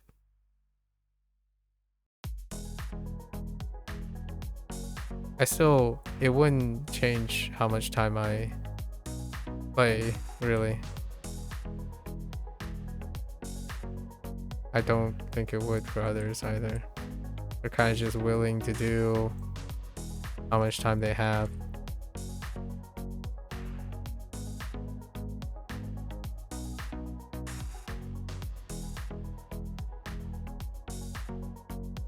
Okay, 2.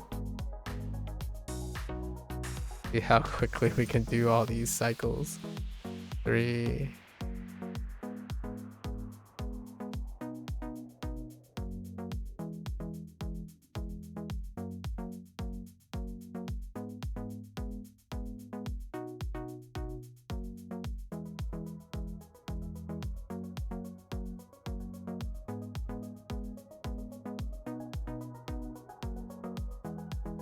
Four.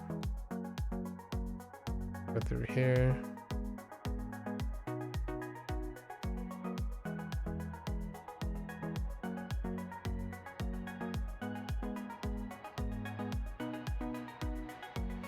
Okay. 5. What do we have? Patrol and undead. Okay.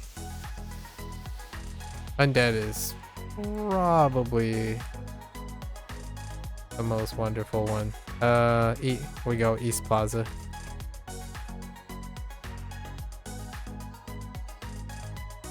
Drop down.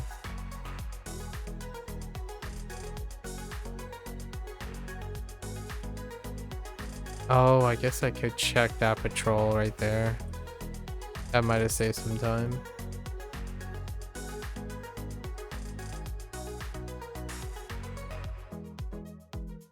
Although we're gonna head down here anyways for the undead.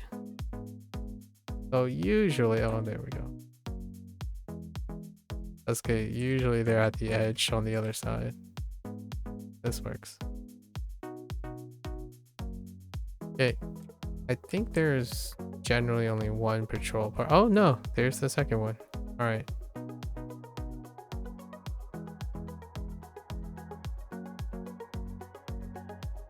Well, that worked out. Maybe that's what we're gonna do. We should start a timer next time.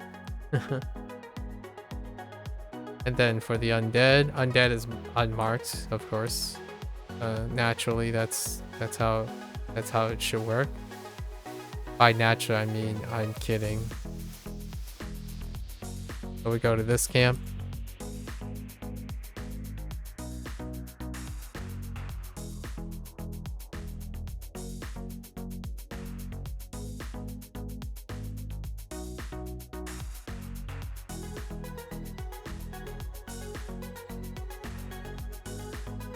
Okay. That was pretty fast. That was like 6 minutes for one cycle. Yeah, probably the fastest one so far, 6 minutes.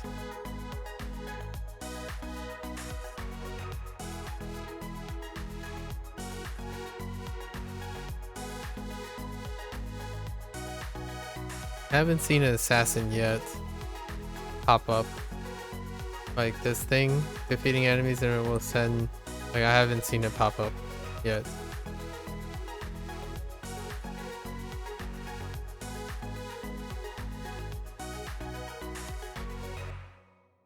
Okay.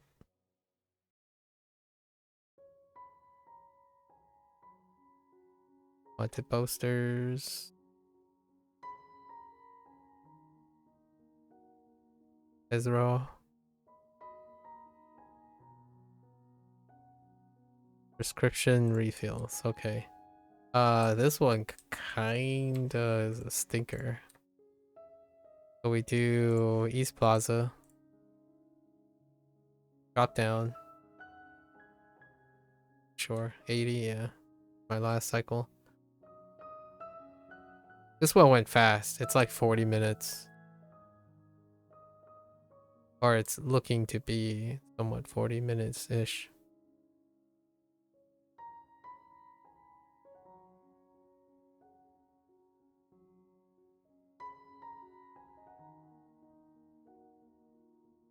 $15 minutes. I'm not accounting for actually handing in the thing. Okay. Also faster clear times because paladins. I need to do the Israel.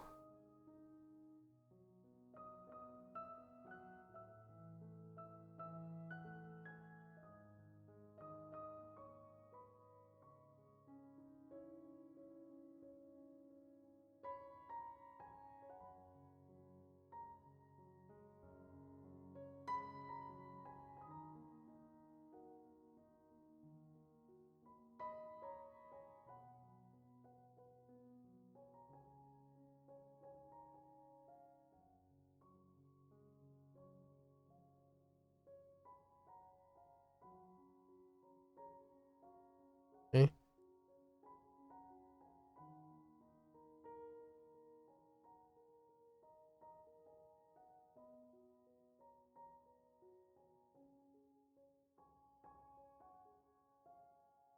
Okay. Now it's group.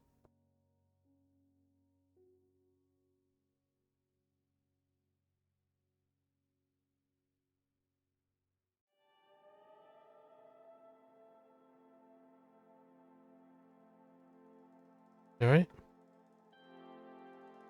Time to go fetch our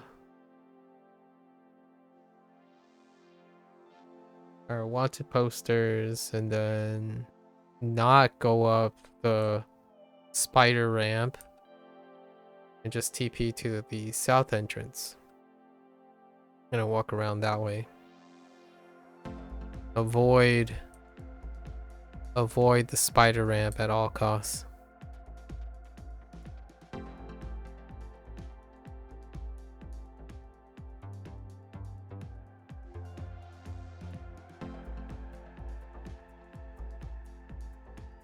Until like they add the repeatable for the spider quest, which I expect to have one.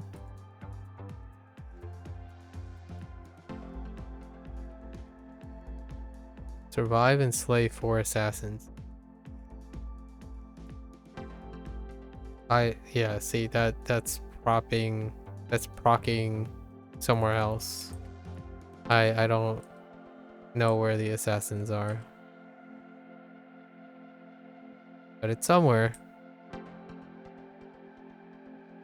Maybe they'll pop up. I have no idea. Oh, that's a instance-wide thing probably. Because everyone has it. I see. So it's not the same as a Menzo Barazan thing. It's more like a different version of the infernal, not the infernal, Avernus thing. Where the activity, oh, that's great. That's wonderful. Again, aggro range. It's more like building up enough across all the activities and then everyone gets the same quests.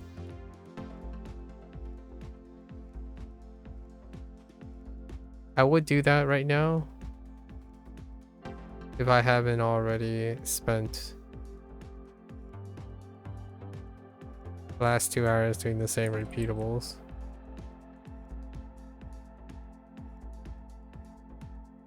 Let's see if anything's marked in the collection that comes from assassins, maybe. It's kind of like a mix of the guards, the spider guards as well. That come up after there's enough activity in the general area. Oh, somehow I was in combat. Amazing. Oh, wait, is it because it's an assassin shown up? No. I don't know why I was in combat after zoning. That's weird.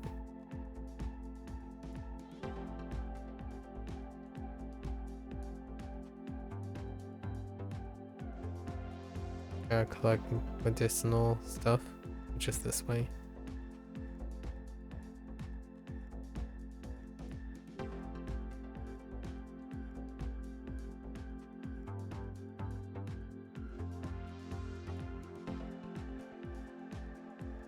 Interaction time.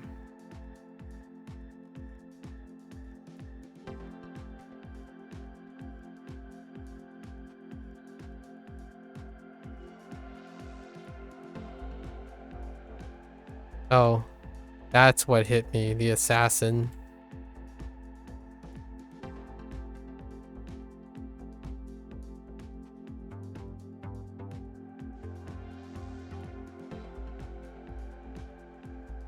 I can't believe you had to take out 4 assassins for this quest.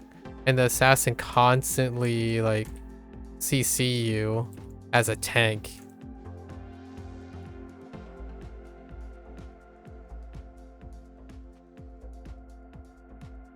They don't have that much health.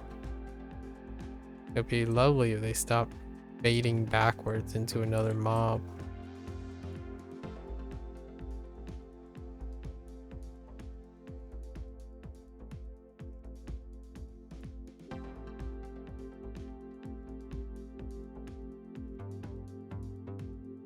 Hooray, I took down 1 assassin. What do you get? 4 shadow tokens. Yeah.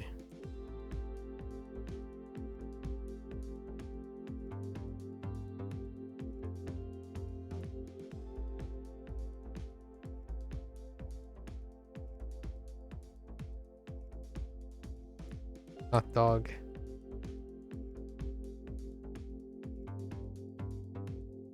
Okay.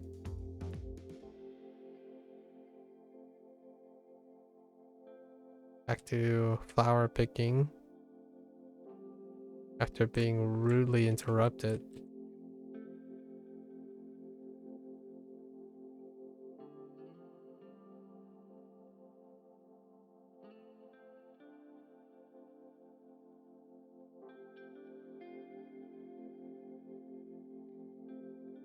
Oh, that wasn't actually. I was just the Shamblers knocking me back. It wasn't. It had very little to do with the assassin.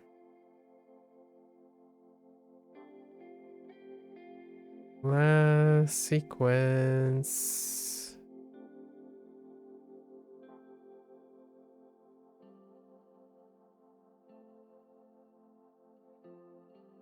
Gather up, please.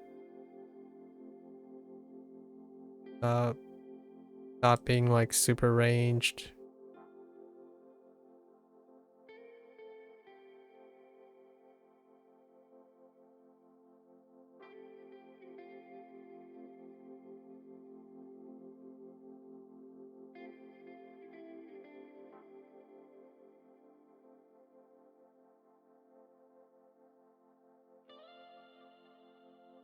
Okay.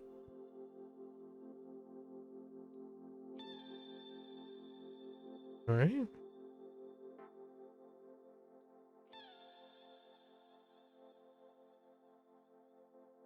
Well, we got this iron down. Hopefully next week we can introduce some more things to the cycle.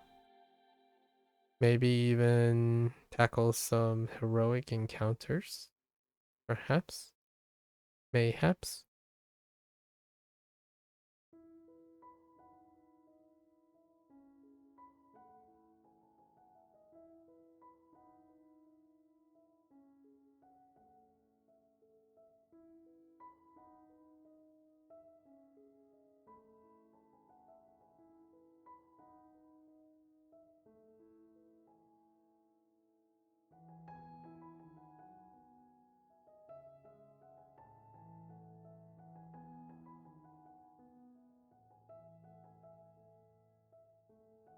I just pull one of you.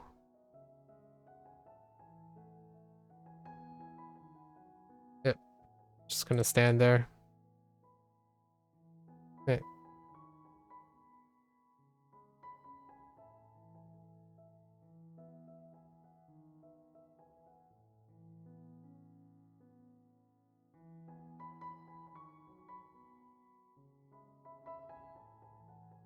Okay. And then we have to do just one. Which keeps us within an hour. Did I do the math incorrectly? Maybe it's more like 1.1.4 or like 0.6 minutes. 0.6 minutes per currency. So it comes out to about an hour. 0.4? Something like that. It's either 0.1, 0.4 or 0.5. Comes out to quite 60 minutes. 60 minutes is a reasonable conservative time for 100 credits.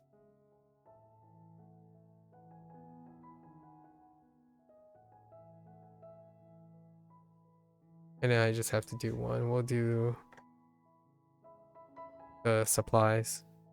We should be at 95. Yep, 95. I'm not doing it for a third character. I'll do it some time before next Monday. And then fingers crossed that there's something to talk about. It's pretty okay. Doing this run so many times, kind of just do it while watching something, you know, watching your favorite programming or something. I'll probably reserve after doing that. I can probably even play Battlegrounds while doing this. I actually sometimes play like PSO2, NGS, and Neverwinter at the same time, or Hearthstone, Battlegrounds, and Neverwinter at the same time while watching a show. Largely because there's so much, occasionally there's quite a lot of downtime.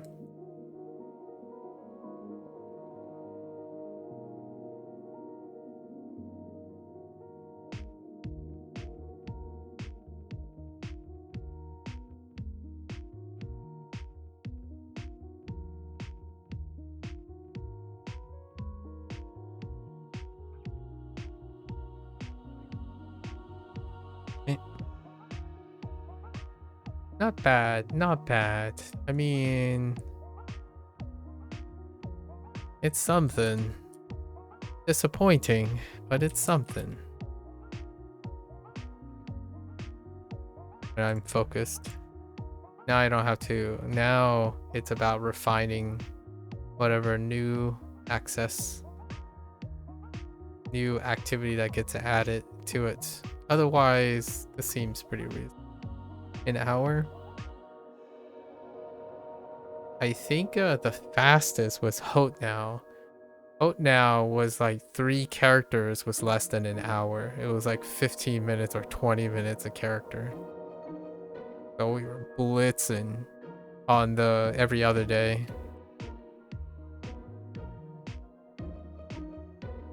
Okay. Here we go.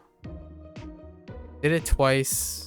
Ironed out all the kinks in the like the rotation, and this is only a one-time retrieval, I imagine, because stingy, or maybe not. Maybe not. Let's hold on it. Last time it you click on it, it just does nothing. Let's see.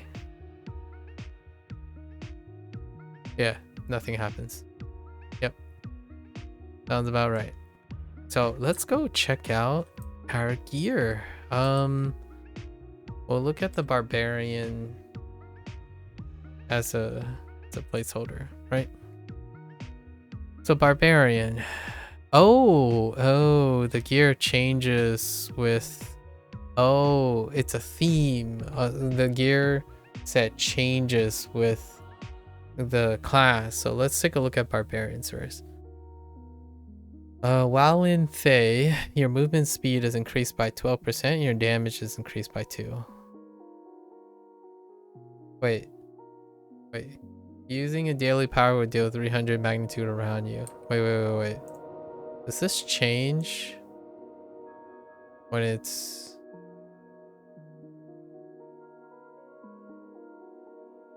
Does it? Hold up.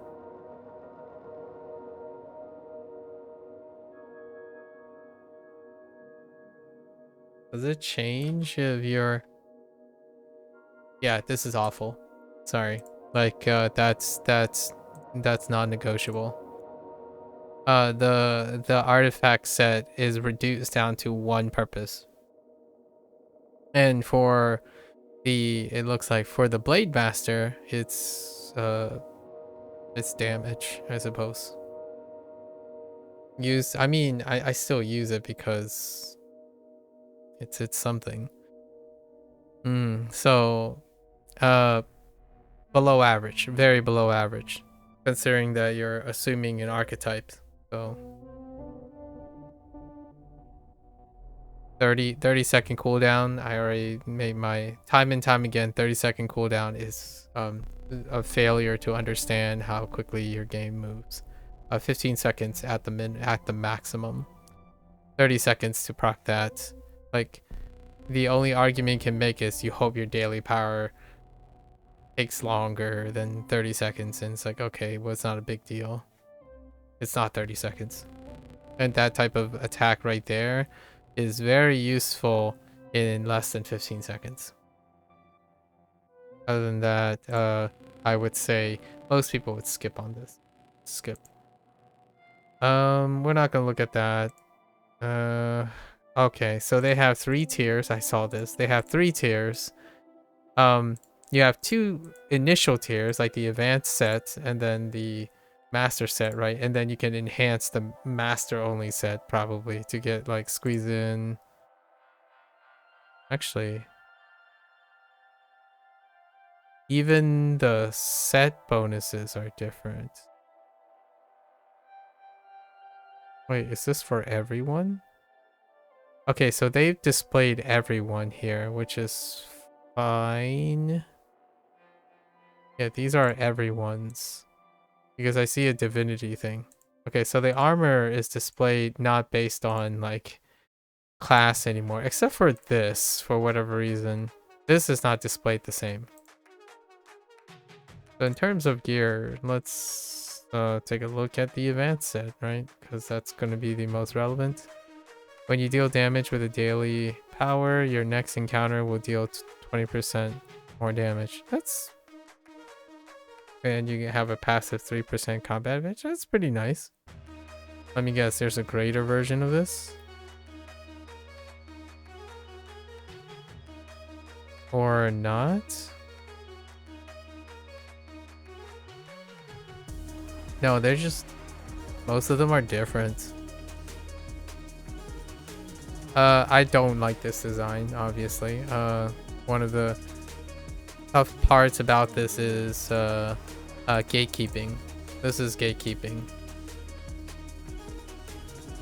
So let's just look at this set and then see if I remember the other sets. This one, pretty good.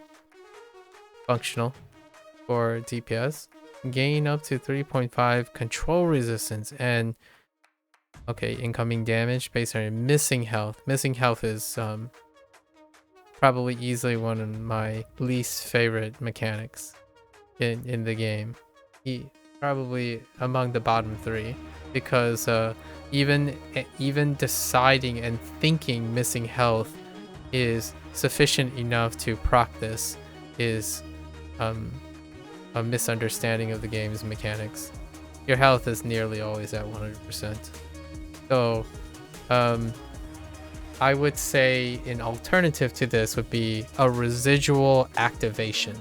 So when your health drops below a specific threshold, which they do already have. Or even this, the bonus lasts for like 2 or 3 seconds, wherever it's gauged. It's like, so there's a delay buffer.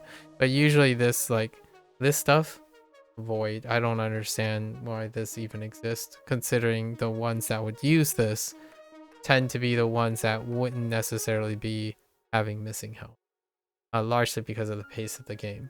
If you have missing health for more than a couple seconds, that is a yikes already, considering this gear is supposed to be geared towards, for lack of a better, geared towards situations where you're in the master trials. If you're missing health for long enough to be for this to be relevant, I think there is a need for communication between the people who are designing boss fights and trials and those who are deciding on how set and gear works. I think missing health is missing the point. To be direct, missing health, things based on missing health is missing the entire point.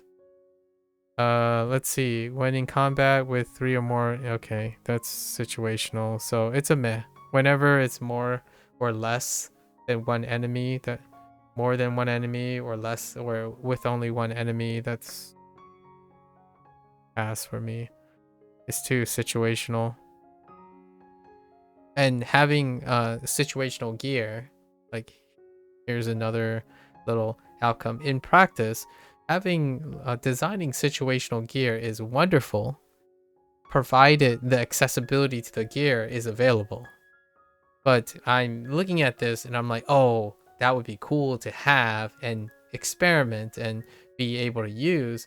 Then I start thinking, well, it depends if it drops and I play enough for it to drop, or I can even play to get it to drop. Like, this might sound like an exaggeration for people who are attached to this game, who's like running through with their, very bootstrapped players and whatnot. I don't have that. So I did try that for the dance of the, the defense of the Moon Dancer. I did like 60 plus runs and did not see 25% of the gear. So 25% of the gear after 60 runs.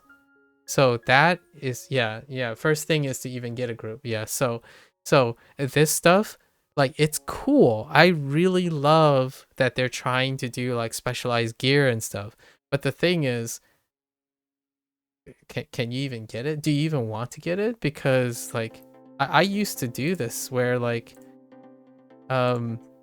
you have like tons of gear, right? You just litter with gear, and I would do like different loadouts, like, oh yeah, I could switch to this. Oh, also loadouts is this is the clunkiest thing I've ever seen, because you can only loadout change in bonfires, and bonfires are not in very strategic places a lot of times. And then they were like, okay, well, you have to switch powers sometimes, so you add power sets. But guess what? When you switch power sets in the middle of combat, it sets all of your powers to a cooldown, and they all have to be off cooldown before you can switch. I thought at first when I read the thing when they added power sets, I was like, oh yes, now I don't have to like run in one direction, hold down, hit C, and then right click and change this on the fly while being in a boss fight. I could just hit the one button and it would switch over to a different phase, because tanks and healers could kind of min-max their gameplay based on, no, it places all of your encounters on cooldown. That whoever decided that, in my opinion, with all due respect, sort of, you do not play the game. Like, functionally, I have not used this feature once because it lines up with having loadouts. Like, I want to swap, like, oh, okay, now I'm in the phase where I'm a tank and I need to use like a stamina regen. I legitimately go hit C, so I am free, and then I right click on this and I switch it. Yeah, but you can understand the need. Yes, I know, because of abuse. You can abuse it. And that is probably, well, I don't agree with the word need, but might as well have 6 encounters, yes. But I don't agree with the word need there. I would say restrictions, limitations. So it still doesn't stop me from doing this.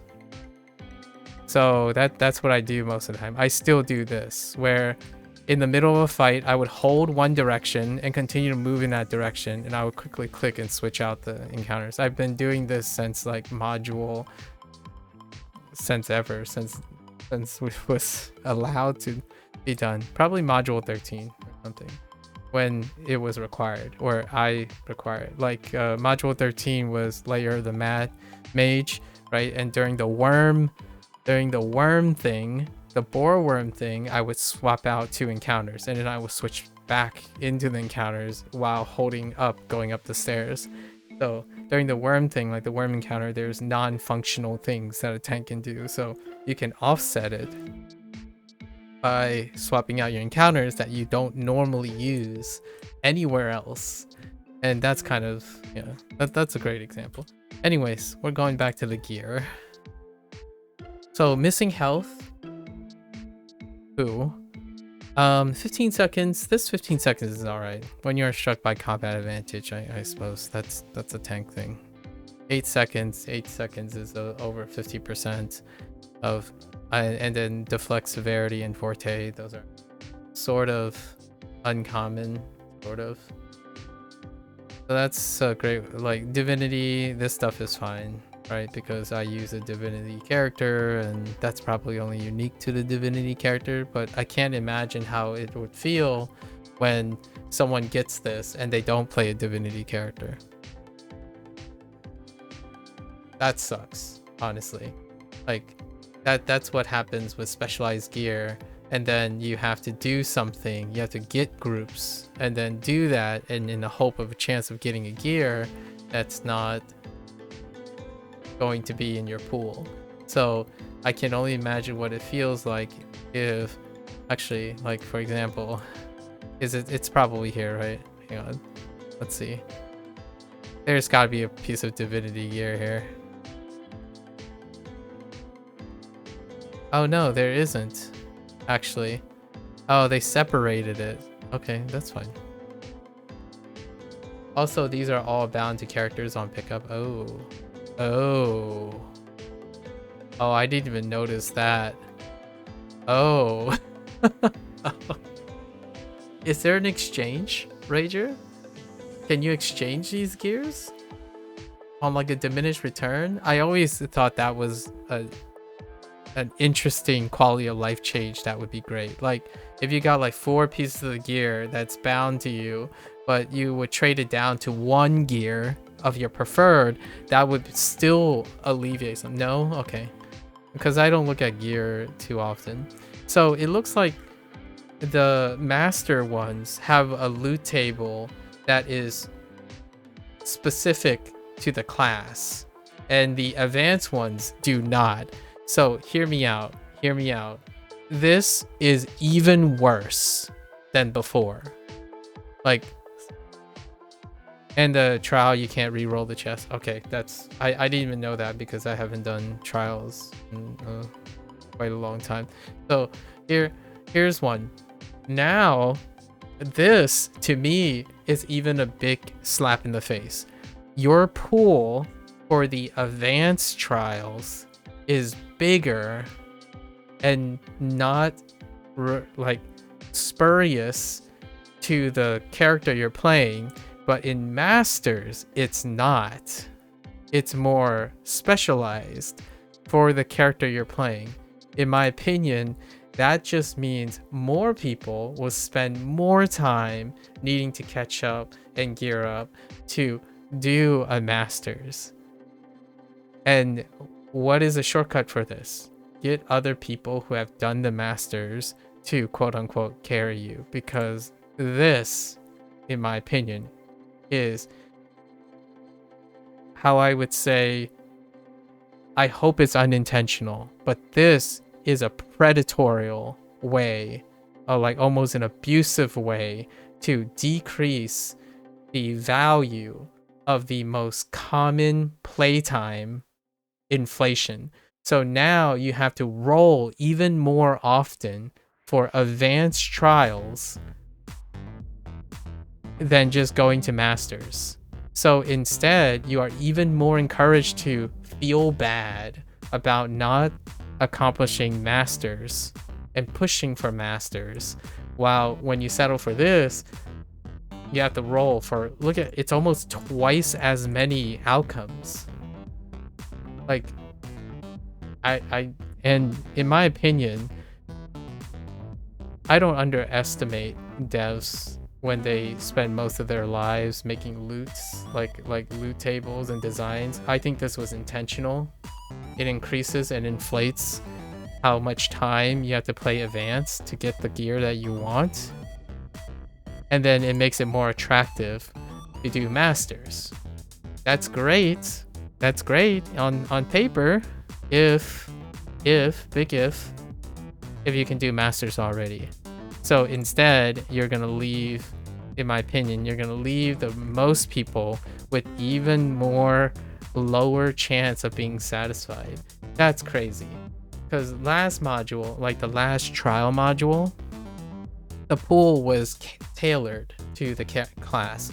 Like, if I got this 5 times in a row on my barbarian, I will start flipping some tables. I'm kidding, but figuratively, I would be left disappointed, right? Because like, what do you do? It's like, oh yeah, I'm gonna wear this. This makes sense. Like, ugh. And then it makes you think like, oh, here's an unhealthy habit, a relationship between people. Instead, now the idea is don't play the advanced dungeon, the advanced trial.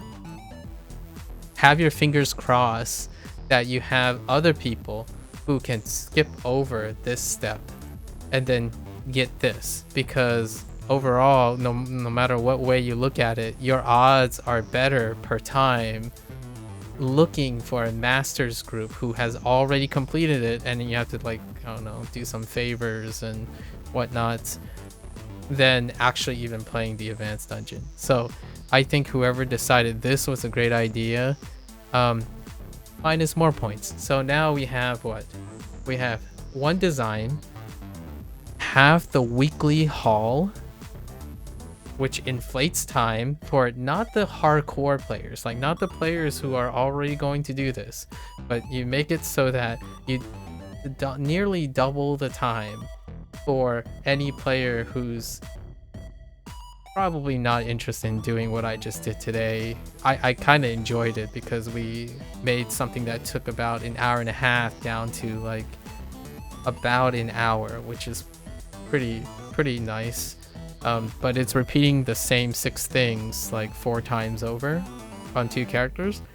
And then now you're telling me that if I ever even want to do advanced trials, I have almost twice the chance of getting something I don't want. No, I could be entirely incorrect. Like, I could be entirely incorrect in which that somehow when you open the chest at the end, it will be like, you can't pick this thing up.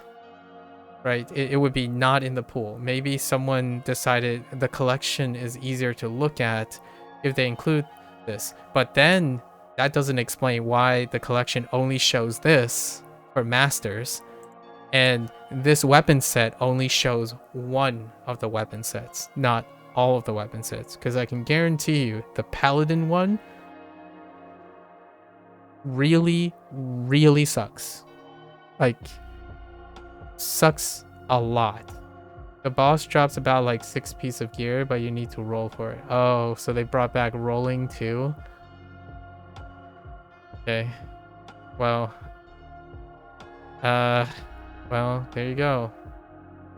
So, thanks for telling me that, because I might not ever know. So boss rolling is back, and yeah, that's great. Wonderful. Now we get to roll on boss things. I think whoever decided to do this is clearly a different person that's doing the every other module. I don't know if they still do this in Cryptic, but back in the day I was given the impression that people cycle. They cycle leads on modules, or like they're a staggered group of people who make decisions on this. Whoever made the decisions this time around, in my opinion, it's fine. Like, I wasn't going to do a lot of these things already this time around, and all this stuff is commentary. It's not going to affect me very much because most of the trials tend to be a skip for me. I mean, the last time I really tried, like, look at this. This is still vacant. I really did try for the defense of the Moon Dancer. But yeah, no. That's a big pass. Let's keep looking at the advanced stuff. I guess the advanced stuff is a big pool. So, health missing stuff makes so specialized. This is okay. What is this? Healing an ally when encounter also heals you and grants allies close to you 0.1. That's okay. It has no timer on it. That's always nice. When you use an encounter power, you have 30% chance to gain. I mean, yeah, sure. That's pretty okay. There's no like cooldown on it. So, tanks actually have a surprisingly short cooldown cycle. All 3 tanks have a very short cooldown cycle on encounters. Not the encounters that you would use during a trial though. The encounters that you use during a trial, like very, very hard-hitting, negating damage stuff, those have high cooldowns. But if you're like strapped to the teeth, like 1.6 million HP with all your stats, you know, capped, which is expected of masters, you just spam offensive counters, and those counters come up as like you might not even have chances to use them. Like, they come up so quickly, so you can spam this pretty well. For every 1 second, this is a timer thing, so it's specialized. Divinity makes sense. I would take a divinity, but I would only use my paladin. It would be only relevant to my paladin. For every 10 seconds you are in combat, you gain 1 point.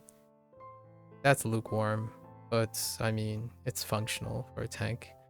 When you damage or deal, okay, so they iterated on this. That's pretty good. I mean, you know, that's something DPS likes, right? Can't do it for healing. Like, if you spam this much for healing, I don't think you can get multiple procs by using an AoE spell strong enough. Maybe you can still. That might be a thing. When your health is 50% or more, your defense is increased by 3%. When your health is below 15%, 50% power is increased. Yeah. Stats, positive stats. Pretty mid, but serviceable. When you are hit at 20% or lower, you get 30%. What is this nonsense? I think this might actually be a tier below the missing health ones. Okay, alright, next one. When you deal damage with daily, your critical strike is increased by... Yeah, increase the stat that can't go over 100%. By the time you get to this point, I think this stat will probably be overcapped. But again, you can wrap your gear around that. It's 10 seconds for 10 seconds, which if you can, I think I can think of 3 or 4 ways someone can get a daily power every 10 seconds. Actually, I could think of one way that they killed off 3 days, like how many? 4 or 5 modules ago. I could think of one way a tank could do this in 10 seconds, but they killed that off a long time ago. I felt personally attacked by that change, but that was the thing in the past. I stopped playing my Sentinel since then. Occasionally I would bring it up, but or like occasionally I would hop on the Sentinel, but actually I don't play the Sentinel habitually anymore. Thanks to whoever thought that was a great idea. Yep. And then this, I mean, this is passive stats. That's pretty cool. I like passive stats. Passive stats are neat. Gain 0.7 damage for 5 seconds for each enemy you're fighting with around you. I mean, it's a trial thing, sure. When you damage your target for more than 35% of their maximum HP in a single blow, your power crit are increased by 1% for 10 seconds. 35% of their maximum hit points in a single blow. I usually just think about the boss. I think that's not going to happen maybe on a boss. But what is when your health is above 90%? Those boots are insane though. That's a lot of stats. Oh, it's a lot of stats. Oh yeah, that's fair. It is a lot of stats. Yeah. Provided you can achieve it. There are a lot of mobs, right? You can probably keep this up as long as the boss keeps spawning mobs, right? As long as the boss is surrounded by mobs, you can keep this stack up pretty for a very long time. So that's my only thought about it. Like you can totally pull this off if the boss is, and that's usually what happens in trials. So hopefully it's not like a layer that, I guess so, but in the full ST it's not gonna happen. Yeah. Yeah. Yeah, in full single target, yeah. But it is insane though. Those stats are insane. So I think that offsets what it can do. What's one that would be okay? Like, funny enough, Defense of the Moon Dancer. I could see it working in Defense of the Moon Dancer. You just save one slot, you know, like one slot to proc it, and then you use two STs and one multi, and hope that your multi can do 35% or more. And some of them can, but probably left to like a rogue or something.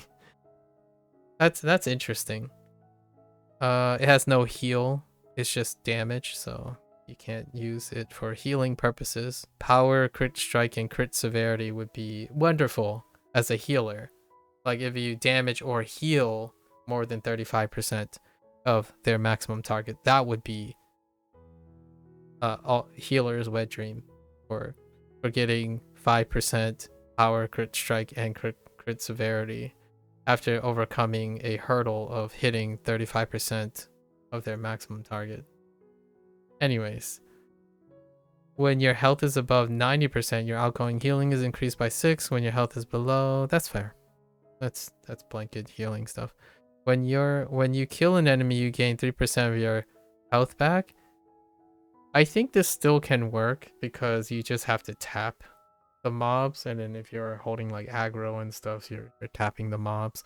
But that's provided that the boss that you're fighting spawns mobs. Yeah, that's provided that they spawn mobs. I don't know actually. How often do mobs spawn in the new trial? I haven't done the trial because it wasn't unlocked until now, and I haven't done a random trial thing just to even see the normal version. Whenever you're damaged for more than 50% of your maximum hit points, you drop 5. Oh, it's the orb dropping thing. Okay. It's a 30-second cooldown. I've already spoken at length about 30-second cooldown. Anything tank related that deals with getting blasted in the face. There is a lot of mobs. Okay. Well, there you go. This stuff kind of checks out with having a lot of mobs. But when it comes to tank things, if you get slapped in the face, 15 seconds. But there's also parts without mobs. Okay. When it comes to getting slapped in the face, 30 seconds. In my opinion, that goes in a dumpster. Like And any proc that takes 30 seconds to come back up, that's based on getting slapped in the face really hard, that goes in the dumpster. Unless you're already rolling in 1.6 million with full stats, then it's kind of irrelevant that this thing exists. But yes, again, I feel like this is a design choice by someone who doesn't play this role in their game or in the game that they're making. Because if you get slapped and this is procced, replacing it with a piece of gear that has 100% uptime will often offset this functional thing, whatever it is, because you have other problems at this point. This is extra, very, very extra. It's kind of like a flex for a tank that's already capped on everything.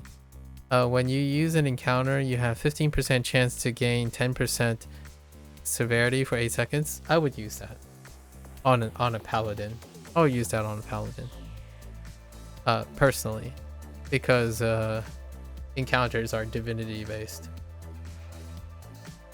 Anyways, I see some stuff for my paladin, so that means if this is the pool, I would probably just run paladin, because I don't want to end up landing on these things and then be like, oh well, it's a shame that these are bound on pickup. What about this stuff? Okay, we got the incoming healing one, the crit severity and crit one, 50% or more your defense one, 20% or health lower. Not so. That other one that we were talking about with 35% thing, which is nice that they have an upscaled one. Gain, this one's pretty okay, like because of the mob phases that you mentioned. This is pretty okay for the mob phases if they're very important. Upscaled one, that's really good, right? Power and defense, they go up past 100%. When you deal damage with a daily power, your crit, that's fine. Oh wait, is this 30? Oh, it's 10 seconds. Yeah, 10 seconds. Again, nice 10 for 10. When your health, this is crazy, honestly. 10 for 10. Weird. When your health is above 90%, yeah, I mean, same thing. When you kill, this is the orb thing. Yep. And then this is a head scratcher for me. I don't understand this. I don't understand this weapon set for barbarians. I imagine there's an update to companion gear. It's probably overdue. Yes, companion gear. Yeah, not really. I'm coming from the perspective. I'm coming from the perspective of a tank. So before this set dropped, the crimson thing was a premium item, and largely, did I check the celestial gear? I did. It's like okay, but you have the recharge, and then you have the current health stuff, which is good. All of these are like better than the other ones, right? But they're celestial gear now. They're upscales, pretty much upscales of your premium stuff. Yeah. Yep. Whenever you, yeah, there's some really great upscale ones. Even the upscale ones of other divinity gear, which is interesting. I don't understand. Wait. So, can you explain something to me, Rager? Are these a separate pool? Because at first I thought these might be upgrades of this, like you have to contribute the upgrade, but instead all these have different modifiers. So these are in different pools, right? Now they have 2-tiered pools. Is that how I'm interpreting it? Because at first I thought it was upgrading the master skier into this, but it's not, because they have different modifiers. Like for example, this modifier doesn't exist. No, they come from masters, but they're really low drop rates. Oh, wow. Amazing.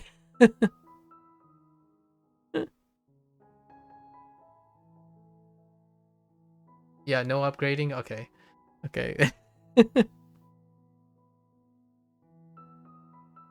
Well, I mean, yeah, that's amazing. Good, kudos. I don't know what they're expecting. Like, so is this what they're gonna do? They're gonna do celestial gear for trials and not celestial gear for dungeons? I wonder. I'm really honestly so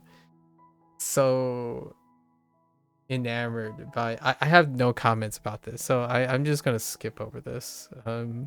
At this point, like it's not relevant to me, but it will be relevant to a lot of other people. You know, well, enough people apparently. Like according to this design, there's clearly enough people who are interested in this. I if I have anything to say, there was a time when I did 6 months of hardcore runs in faults in the Vault of Stars, and I did not see the singular drop that I needed for like the ring. And you know what's funny about that? I wasn't even the DPS. So yeah. If this is any indicator, I'm like that looks cool. It's kind of like going window shopping. It's like look at all this cool gear. Up to now, I haven't even gotten that. No, I haven't gotten it at all. I gave up. Like like I spent that much time, but I didn't get it. I just it became irrelevant. like like the people I played with, all of them got it eventually, even the other person who's like tanking or healing or like cycling, but I did not get it across that time, and it just got phased out. So if that is an indicator, celestial, good for you. Good for you, Cryptic. Like you clearly understand what it's like to use an archaic system to keep a live service game alive. Like, I tell you now that PSO2 NGS has some low rate drops, but boy howdy, do they make it so that if you play, your rates go up. But here, the more you play, the worse you feel. Like, the more you play in this game feels farther and farther more awful. It's kind of exceptional. And hear me out. Why does it feel for PSO2 NGS that regardless if you like play really a long time and you didn't get the drop because their rares their drops are rare, is largely because you end up getting, you can convert that time into something. So for example, if you play this, right, and you gotten 10 of the drops that are divinity and you happen to be a barbarian, you can trade up, or you actually technically trade down, because you do like a 5-to-1 trade or a 2-to-1 trade or a 3-to-1 trade, or have currency that bypasses that, because by the time you get there, it doesn't even matter if you're competent in doing the masters. You're over it. You don't want to touch that thing anymore. So in this case, I mean, yeah, you can dangle all you want, but as far as I'm concerned, for myself, I see this and I'm like, if it didn't exist, it wouldn't have impacted me. Now that I know it does exist, there's a different question and story that I'm asking myself. Who is this for? I really want to know. Like, I would love to have an interview or something where I may be able to ask them what it was the motivation behind this, and then talk me through the numbers, like talk me through the design choices and whatnot, because I would love to hear it. I mean, like, not because this is relevant to me in like a direct way, but it's more from a I might be missing something, right? I don't interact with people this interest, this type of thing interest. This does not interest me, and rarely can I ever encourage anyone to say this is a selling point for Neverwinter. This is probably one of the it's kind of like, hey, I sell Lamborghinis for a living, and my major audience are people who can barely afford a car. But instead, what I'm going to do is I'm going to convince them that they need a Lambo. And then they have to work really, really hard to get that Lambo, because that Lambo status is the thing that they want their entire life. When I see this page, that's what I see. Like, I see that. So when I look at this page and somebody asks me, why are you playing Neverwinter? Is it for this? No. The answer is no. Like, it's a resounding no. I actually have no idea who this is for. Like, I genuinely don't. And when it comes to live service games, I don't understand what this is for. Like, what type of live service are you getting this idea from? Like, I don't understand. Any success stories you can look around, I suppose, would incorporate something like this as a form of way to boost their live service success. You think you quit for some time because of that ring? There were lots of bridges burned because of that ring. In fact, here's a funny coincidence. It's purely a coincidence. I stopped running with groups. And I stopped doing trials and doing master dungeons because of that ring. As in, like, not that I had any choice in the matter. Lots of bridges were burned because of the investment it took to do that. And it revolved around favoritism. And because of that, I don't like playing favorites. So I was like some guy who was there who joined whatever group, but then I got roped into drama, as in, like, oh, they always run with me or run with you, or these people only pick the good players or the players who can succeed. I'm like, I don't want to be part of this.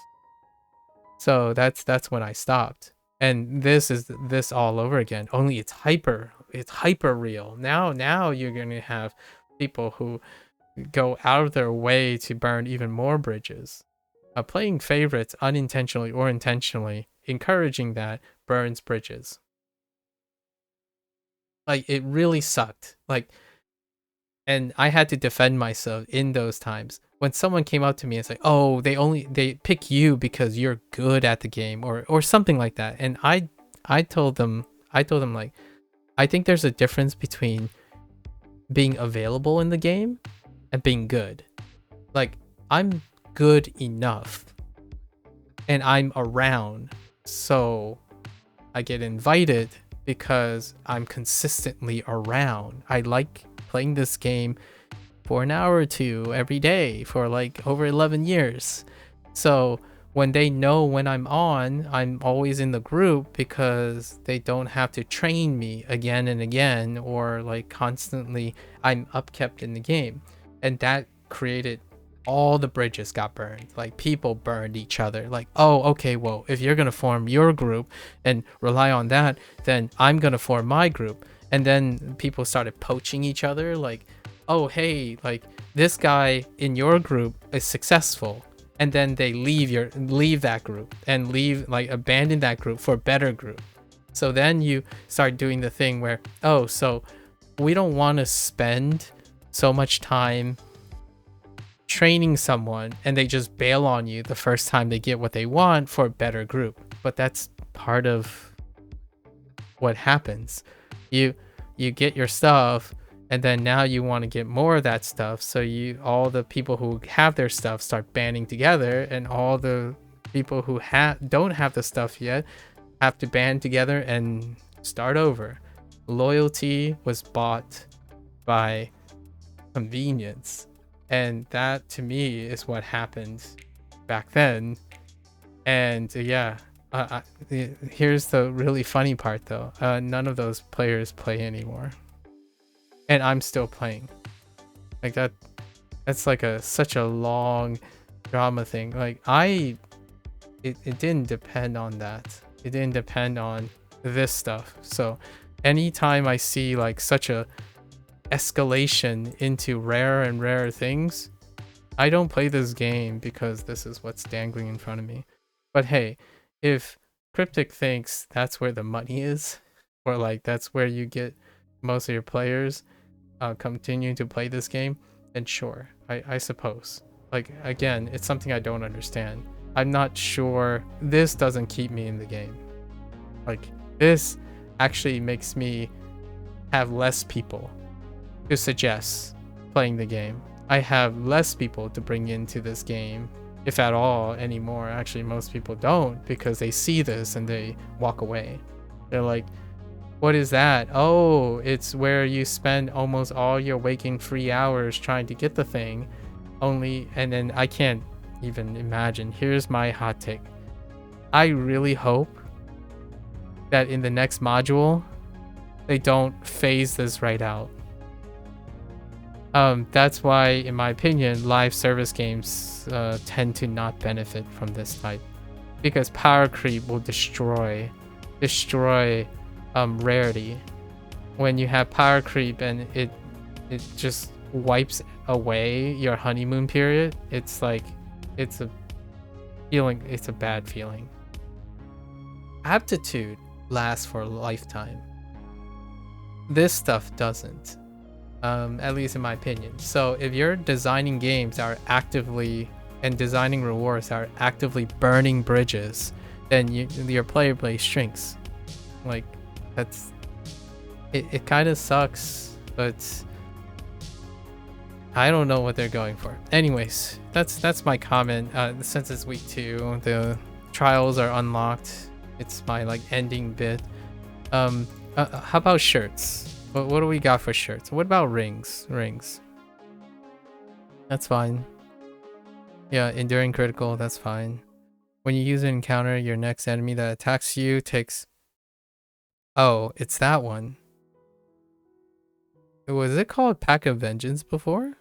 I think this is a different name now. I think I still have... I think it's on my... Here it is. No, it's called Fanged Vice. Okay, that's interesting. But interesting. Act of Vengeance. 24% of your max life. Or Manticore's Bane. Yeah, well, I'm talking about the encounter version. Yeah, this is an encounter one. So the Fanged Vice is off the encounter. This is a better Fanged Vice, which is 5%. 5% of your max health after an encounter is used. And it's 10-second cooldown. What is this? 20-second cooldown? Oh, it's a 20-second cooldown. For 25%? It's okay. I would use it for tanking. When in combat with only one enemy, your power... Okay. There is a lot of filler sets. There's a lot of filler stuff. Alright, for 3 seconds, your next attack deals... Wait. Every 3 seconds, your next attack deals your target, but you take that poison damage. Oh, that's kind of neat. That's a new thing. Every 3 seconds? Next attack. That's cool. I actually... How would you get this? Oh, yeah. Master's Trials. Thank you. Thank you, Cryptic. You are the best. I mean, I would run this as a tank, honestly.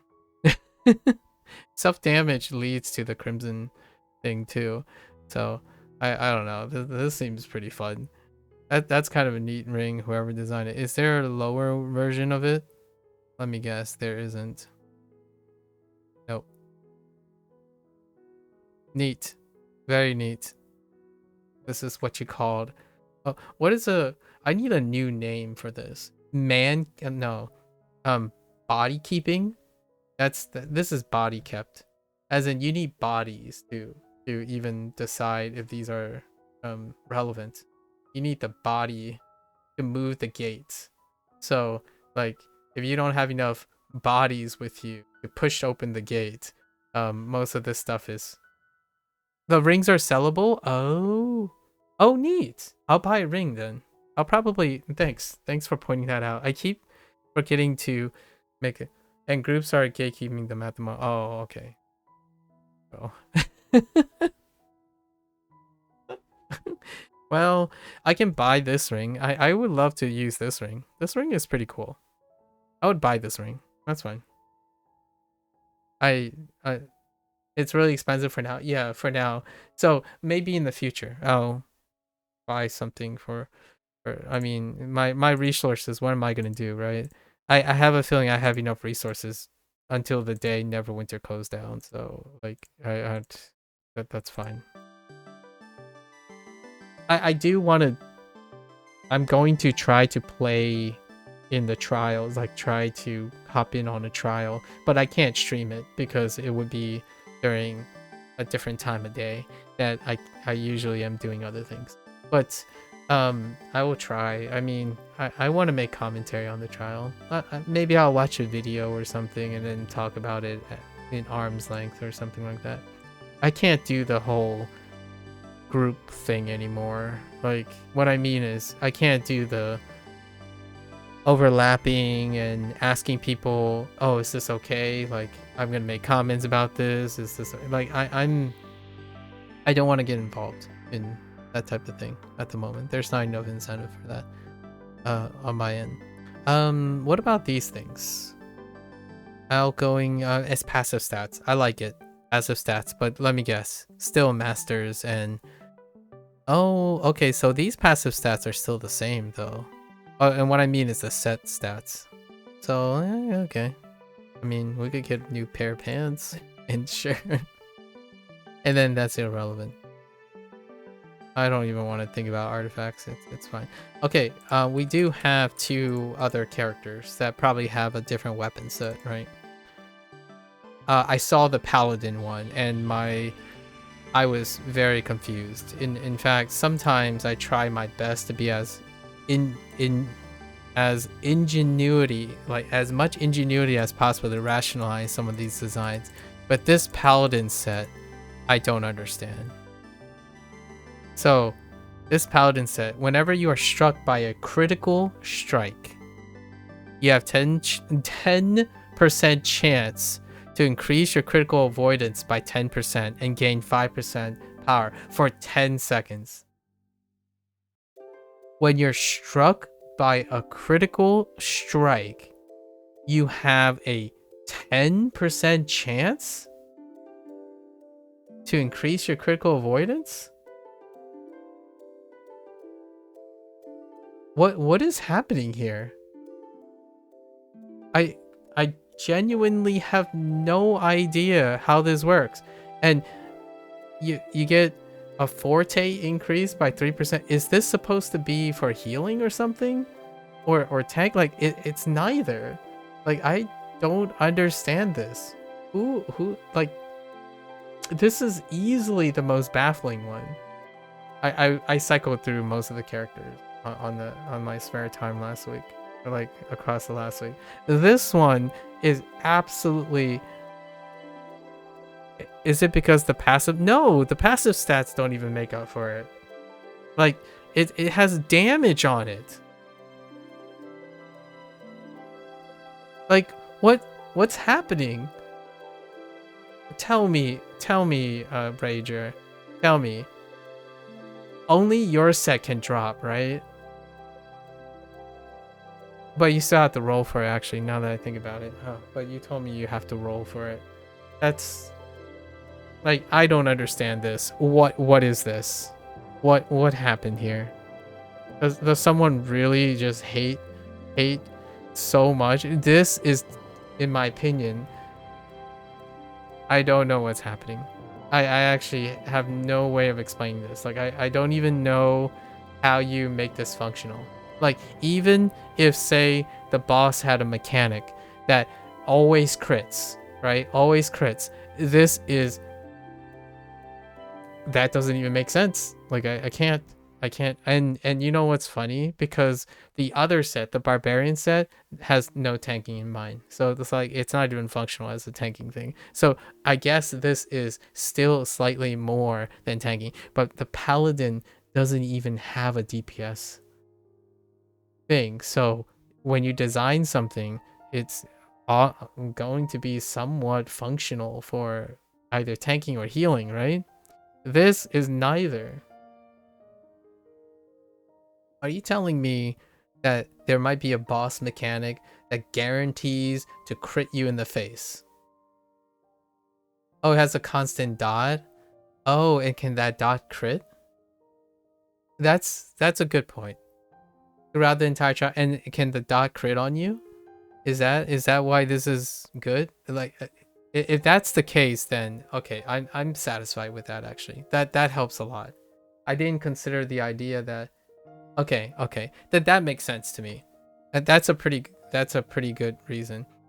So for the trial, you're not 100% sure though. But hear me out, Rager. Hear me out. You need to get this equipment from the trial. like I understand there's like it's great for the trial, but you need to get this equipment. I guess the nice thing is if you roll as a paladin, no one wants this originally, right? You have to be a paladin. So that's kind of cool. If the dot can consistently be a source of low damage crit, I can see this working. That's my bad. That's my bad. For everything else outside of this, I don't understand it at all, because most of the other trials and stuff focuses on tank busting, right? There's so much tank busting. For the most part, the thing that kills your tank is a tank buster. But if a dot is proccing extra things, that's pretty cool. So it can prevent the boss from critting you. You guess it's okay in Moondancer? Yeah, it's pretty okay in Moondancer because of the mobbing, yes. So that is fine. I think in those very specific cases, it's pretty cool. It's pretty cool thinking about it. I totally forgot that dots could possibly crit you. So I'm okay with that. I'll dial it back a little. It's still below average though, because like 3% forte, like yes, 3% forte.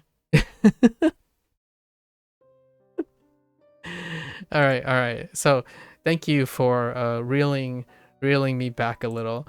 If there's a constant dot, this is pretty good. This is pretty good for a constant dot. And that can crit, even though it's 10%. I would say up that 10 seconds to like 30 seconds. You know, if you get crit, it lasts 30 seconds. But then there's super stacking because they didn't put a stat cap on this. So I can kind of see why they chose 10 seconds, because there can be stack. It's a stack, right? Oh no, it's not even a stack. I'm kidding. You can only have the activate once, right? Tell me this can't activate. Can this activate more than once? If it only activates once, then I'm still putting it in the garbage territory. Like it goes in the dumpster. But it does strike me as there's a chance this could. No way. It has a keyword. No, it doesn't have a keyword. How does this even work? Can this proc more than once on top of the stuff? Because if it can, I can kind of see it being pretty nice. I'm trying my hardest to. Okay, and these things stay the same. I'm pretty sure all of these stay the same. The celestial stuff, yeah, in the same order. So those are agnostic. These are agnostic as well. Actually, these aren't even specific. They're all the same. Just kidding. They're all the same. So I take back my comment about having specialized. The pool for masters is largely more desirable things. It's almost as though they put in more undesirable things intentionally in the advanced one. That's not the case. Like, I'm not. That might sound a little bit cynical. I don't think they did that intentionally. I think the pool of advanced stuff was designed to be bigger, as opposed to like deliberately.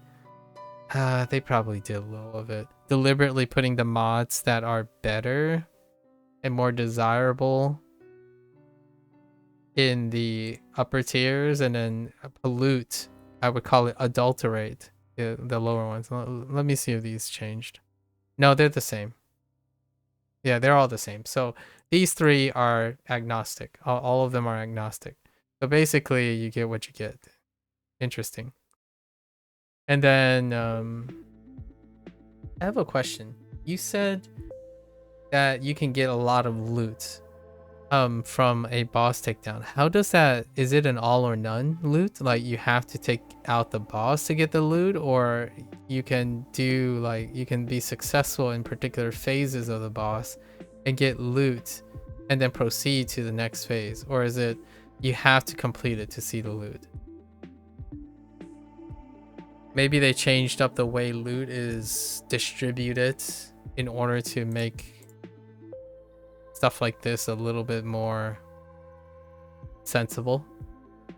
Like, is this, nah, you need to complete? Oh, I'm trying so hard. I swear I'm trying really hard to figure out ways to compensate for this, but so you have to complete it. Wow. Okay, so there's no rest. Like, I have no euphemism for what this is. It's all around. Yeah, I'm gonna end it here. I'm sorry to be, it sounds like it sounds overly negative, but I'm gonna be very, very direct. I'm apathetic, or I'm indifferent to this. I think those who can complete trials will not be impacted by this. They're looking for loot. They know how to do the trials. Go get them, right? Go and play to your heart's content and argue about how good or bad gear is. For me, if I don't ever play the trials, I'm not missing anything. I'm playing it for completion. So like, I'm gonna do my thing, right? I'm gonna complete this track, take whatever breadcrumbs that Cryptic has left for growing their population, and then watch other people try to sell and burn each other and upsell each other and gatekeep on each other as they bicker about status and privilege regarding gear and stuff. Because that's what happens. That's the entertainment that people kind of, those same people kind of come into Neverwinter for. They want to see that type of thing. And for myself, this is irrelevant. In fact, I might not even look at acquiring any of this. That is how indifferent I am. If I get something from it and I can use it, that's pretty cool.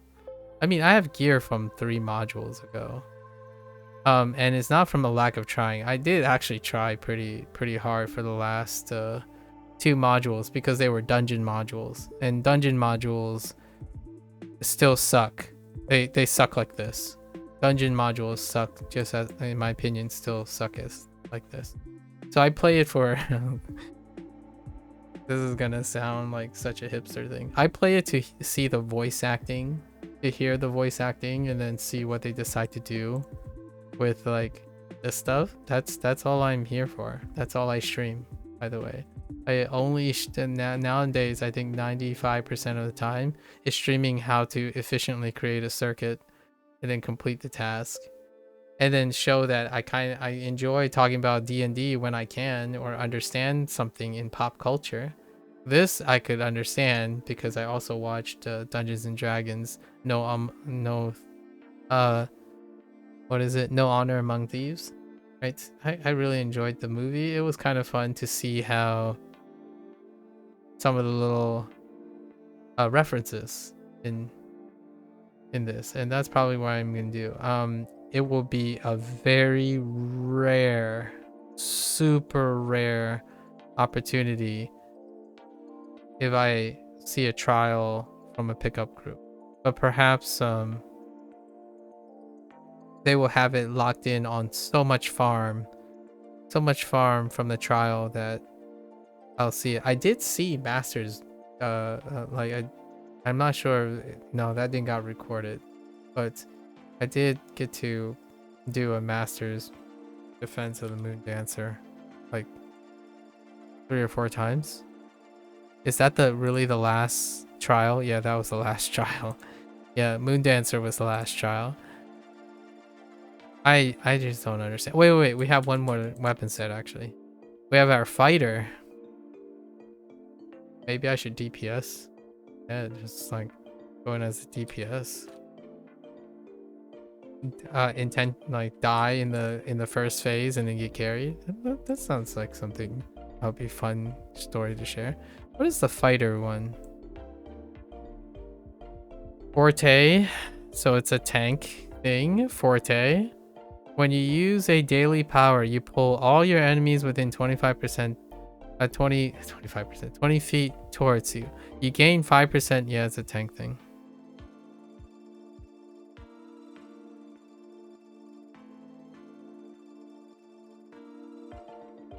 And their accuracy is lowered by 2.5% for 6. I guess it's a trial weapon. You need lots of mobs. 30-second cooldown pretty much makes it dead in the water, in my opinion. And there are other ways to pull mobs in, by the way. So, yeah, sure. I guess. Wow, it's quite lukewarm. I don't even know how pain givers feel about this. Yeah, I know. Like is I feel like this is a like I don't know who's more underwhelmed by this. The tank and healers who feel like their gears and stuff are like designed, in my opinion, by someone who doesn't do that, someone who don't play a tank or a healer in their own game, because this design would scream to me as someone who doesn't. And then we have all the pain givers. Like you have my sympathies, pain givers. Like I don't understand why there wasn't a second set for each of the paragons. Like, you know, did they randomly decide like, okay, we realize that we are out of time and we need to launch this, so only 0.5 paragons. I honestly don't even know why this is a tank item. Like what I mean is I'm being genuinely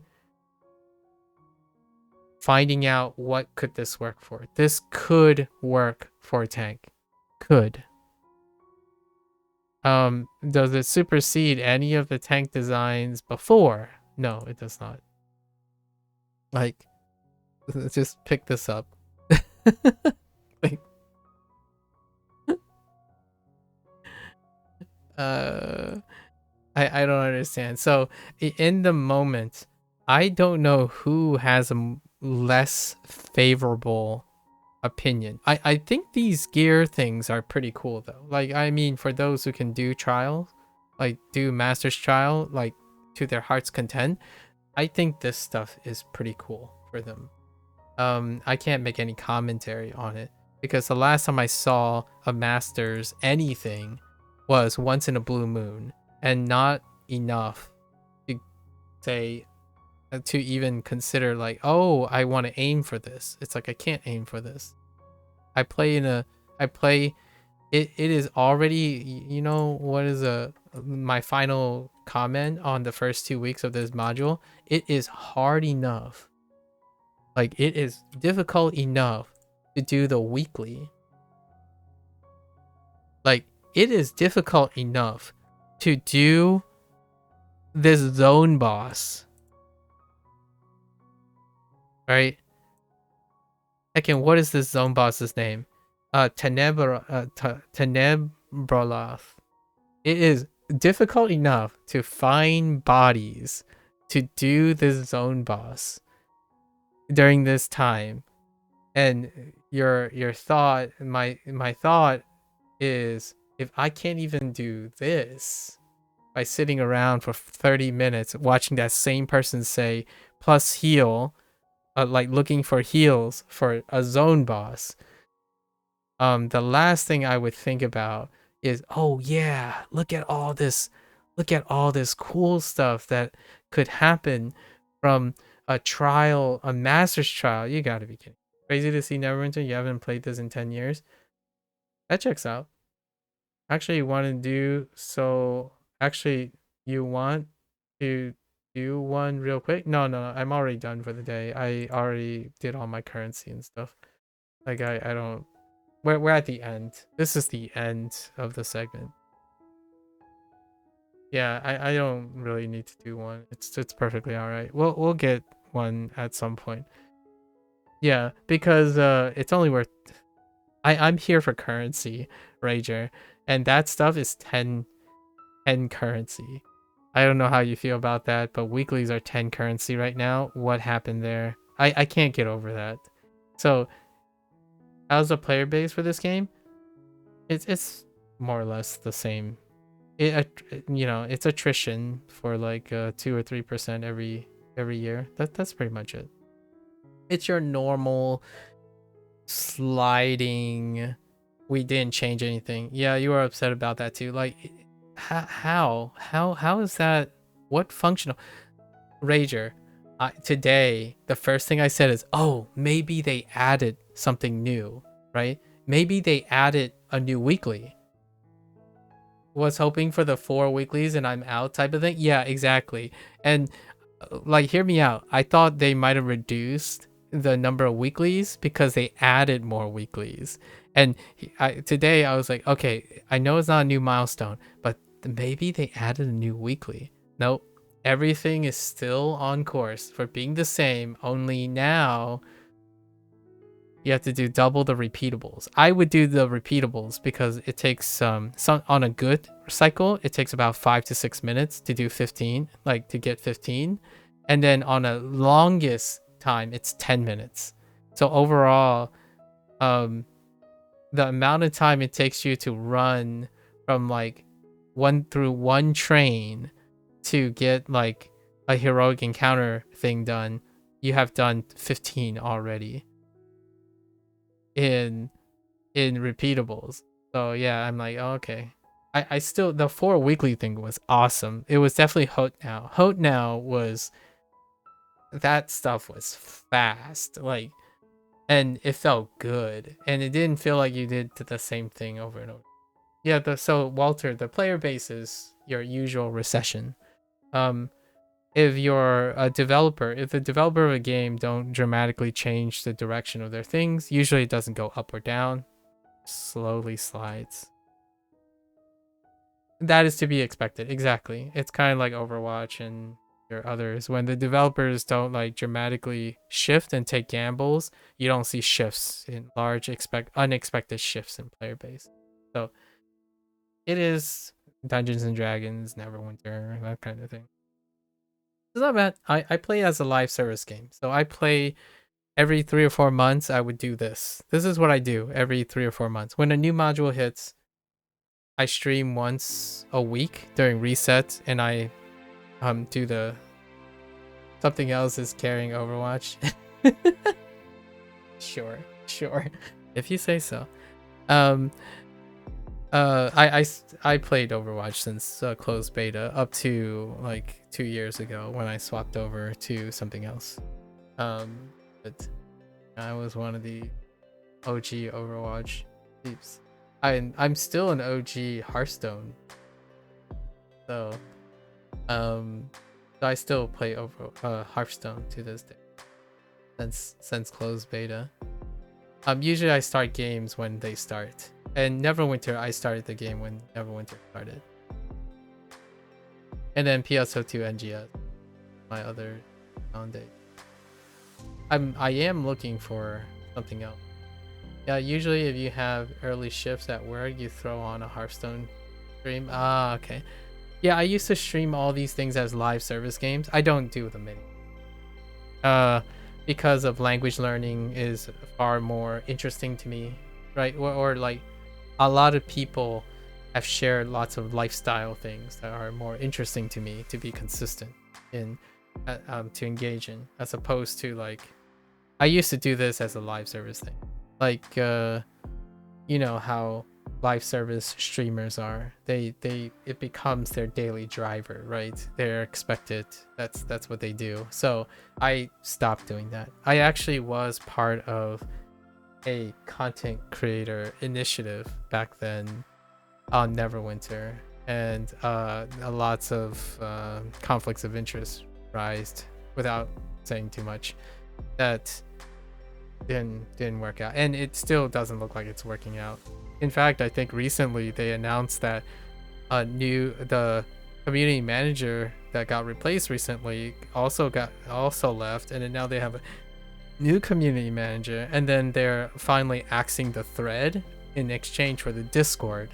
So they're kind of adjusting to newer times. Not that the Discord is going to increase any form of feedback, in my opinion, because oftentimes when you think of Discords, you think of having a greater perspective on things like this. I can't even imagine if Cryptic had a active open Discord when a module like this drops, how explosive the Discord would become.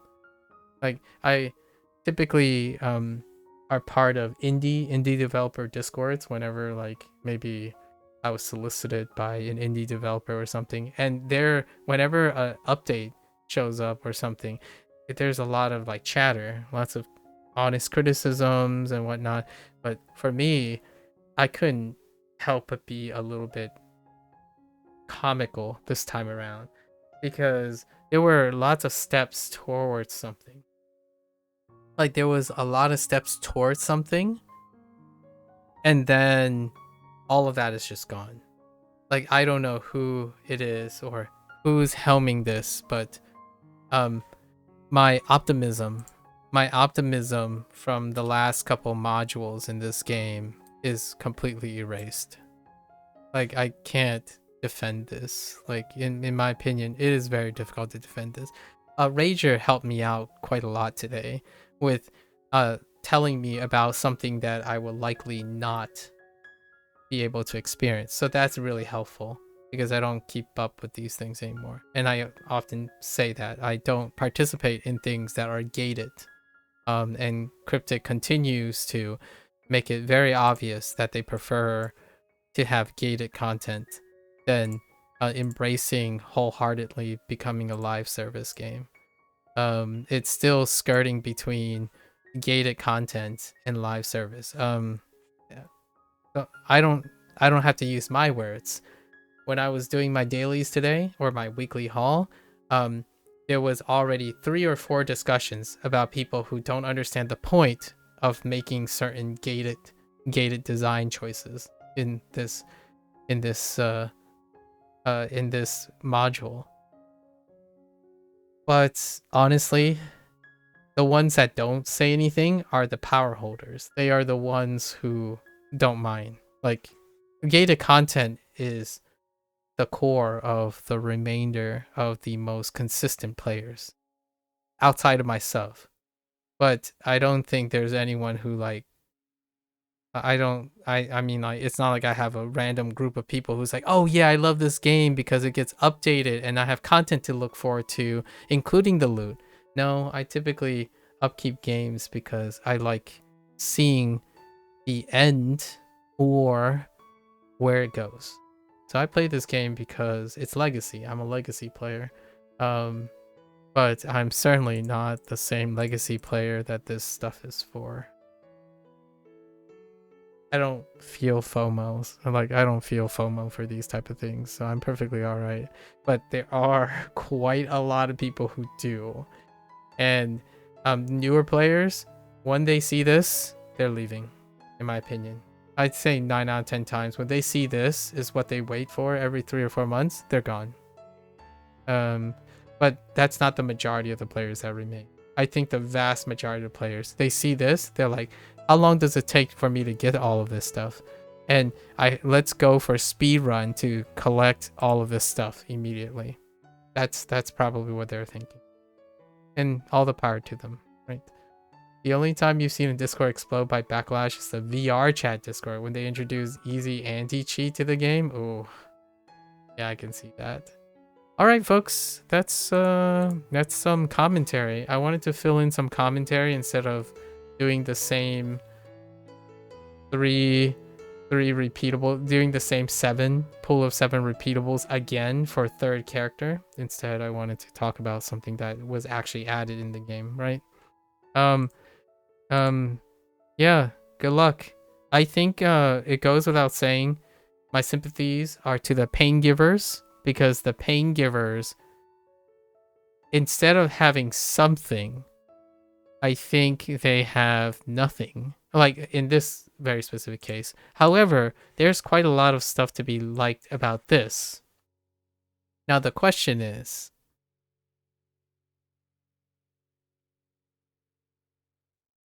how many people are gonna play long enough to get this? I'm gonna probably peruse around, you know, like check out people's gear, so that's kind of fun. Like eventually, maybe in like week 4 or 5, I'm just gonna right click on someone's like, oh yeah, they got the celestial, that must be really cool, that kind of thing, maybe. Or since it's like all glowy and whatnot, you know, it's kind of like all glowy, you can probably see them, because the players who have access or opportunities to these gear sets, right, they have no trouble telling you that they have these gears, and rightfully so. So if this stuff glows, which it looks like they do glow, without a doubt, it's kind of like what was it during was it North Dark? When doing the dread, what you call it, Demon's Web, that this particular gear had this like red halo in the back, like this red mark. And yeah, lots of people are just, they do it just to show that they have it, right? So I'm looking forward to waiting for a couple of days and then watching people glow like this purple thing, just because it's to demonstrate that they have it, which I will see how often that shows up, right? I have gear that dates back to North Dark, so yeah, actually the majority of the stuff comes back from North Dark, so this is way back here. The only one that is like remotely up to date is healing. Is there gear from back in the day you can't get anymore? Oh yeah, I have plenty of gear that is from back in the day that you can't get anymore. Pretty much like half my boxes. I didn't get rid of them. Like once I run out of inventory space, I just dump some of them. But you get gear all the time. Like I have like stuff like this. Oh no, this is the wrong character.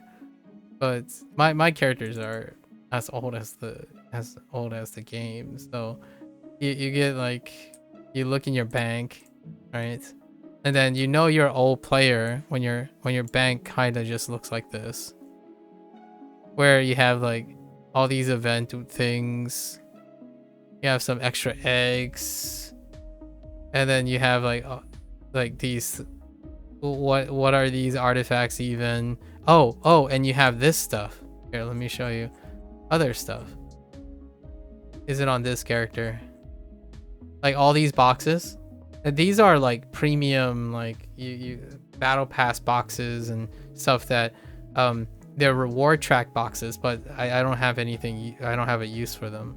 Like there's nothing there, so you just have a bunch of boxes, different boxes collected everywhere. Not loot boxes. These are the boxes with the loots in them. So you just have like 12 like stacks of these. Like I don't know. Why do I need this? It's gate kept.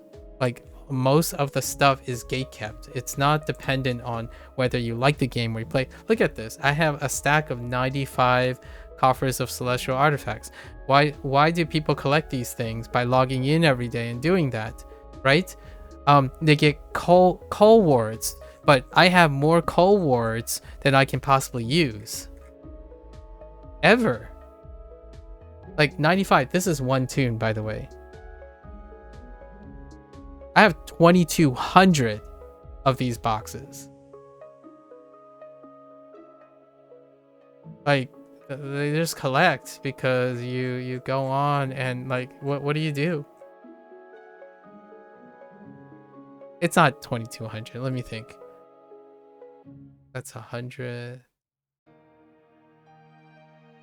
1200. I have 1200. I have 1200 of these. 1200 of these boxes because I have 12 characters. And all 12 character like it increases by 2 characters every year because of Neverwinter recruitment. Like, I only create 2 new characters for Neverwinter recruitment to see what it's like to play some of the characters over again. So every time the stack keeps increasing by 2. So I didn't even consolidate all of these. Like, all this stuff is like, look, I have like a random stack of 13 call words here. Like, okay, great, neat.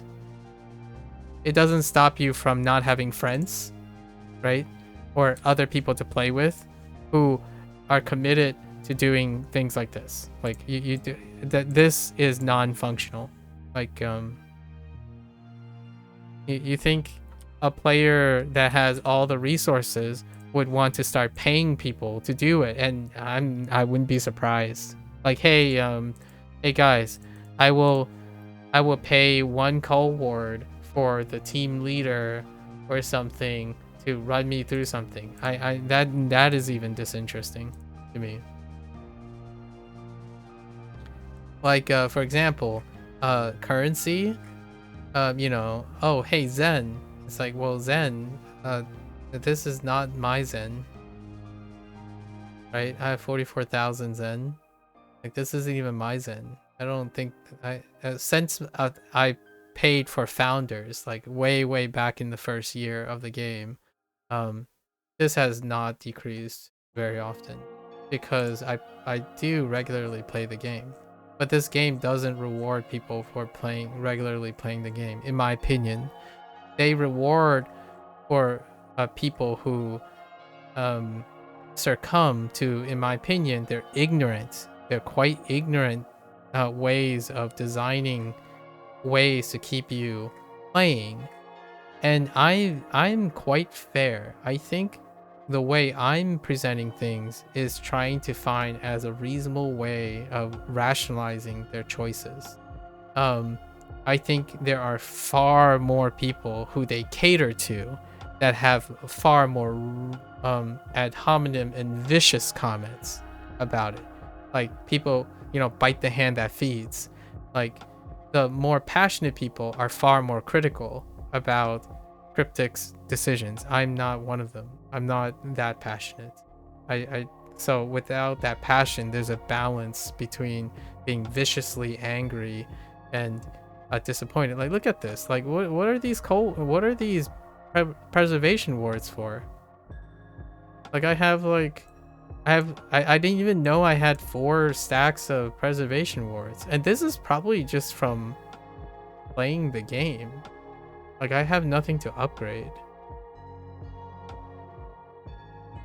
I'm not going to show, obviously, my bank and stuff. You can probably see some of the bank stuff, but that resources and consistency does not breed enjoyment and access in this game. They make it farther and farther inaccessible for someone who consistently plays, not someone who plays vigorously for a short amount of time, right? Like, those people are awesome for this game because they will go hard the first like 3 or 4 weeks, get their loot, and then they wait for the next thing. Meanwhile, I'm playing the game 1 to 2 hours every single day, and I don't even bat an eye because I'd be watching One Piece or enjoying other things because it's like drinking coffee. This is my cup of joe. I get to brainstorm about what I'm going to talk about Spanish, Japanese, and Chinese while I'm playing Neverwinter. It's part of my routine. So, do you get rewarded for that? Has he found the One Piece yet? I only started One Piece like 2 months ago, Walter, and I'm still on like episode 850. So I still haven't even gotten to the current one. It's like episode 1100 something. But I'm at like 860 right now. Because I was like, sure, why not? Let's just use my Japanese. How's the experience though? It was okay. Oh, you mean the One Piece experience? He hasn't found the One Piece, by the way. I've been using it as a way to immerse, like I'm using it as a Japanese reinforcement. So I watch One Piece in the background, quite a lot now. That's how I reinforce the Japanese. He is in the end game though, at least in the manga. Oh, okay. Oh, so you watch One Piece? Yeah, 800 episodes in 2 months. Yeah, been like 2 months. Here, I can tell you when my first 100 was. I'll let you know. Here, let me see. I keep a track of. By the way, it's in the Discord, so you don't really have to ask me these. Oh no, it's been more than 2 months. 3 months. No, 4 months. Just kidding. It's been 4 months. February 19th. February 19th. Usually I watch like 8 depending on how much work I have to do. I watch like 10 to 12 episodes. Oh, by the way, I listen to Japanese really fast. So I usually watch anime and things in like 1.25 and 1.5 speed. Like most of the things I watch, I don't watch on normal speed. Like all the YouTube videos, I don't watch on normal speed. I watch it on very, very fast speed. Like the faster I can process language, the faster I go. I constantly go faster. Like for English stuff, I watch in double speed. Anything in English is in double speed. One Piece is your favorite manga, anime, personal preference? I see. You want to learn Japanese? It can be, if you already like One Piece, it's like manga. If you read manga in One Piece, that sounds like it's you already have an incentive for it.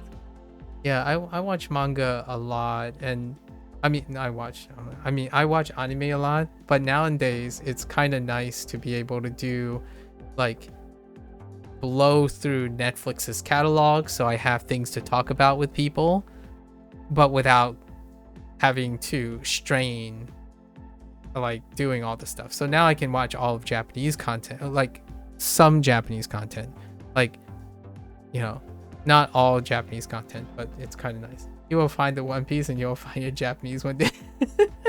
That's cute. But yeah, I enjoyed the one. If you were asking my experience, I really enjoy One Piece.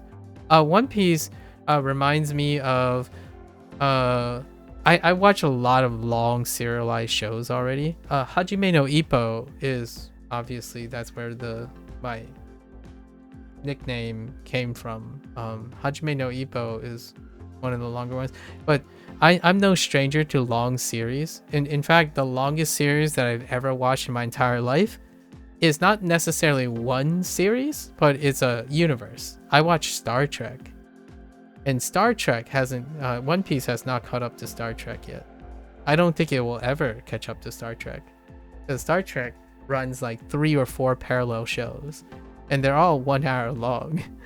And Star Trek started like 2 over like, Star Trek is older than I am, I think. No, okay. Maybe yeah, it's older than me. Yeah, Star Trek is older than me. They're still going with Star Trek? Yes. Star Trek got rebooted recently. So it has 3 or 4 running modern Star Trek series.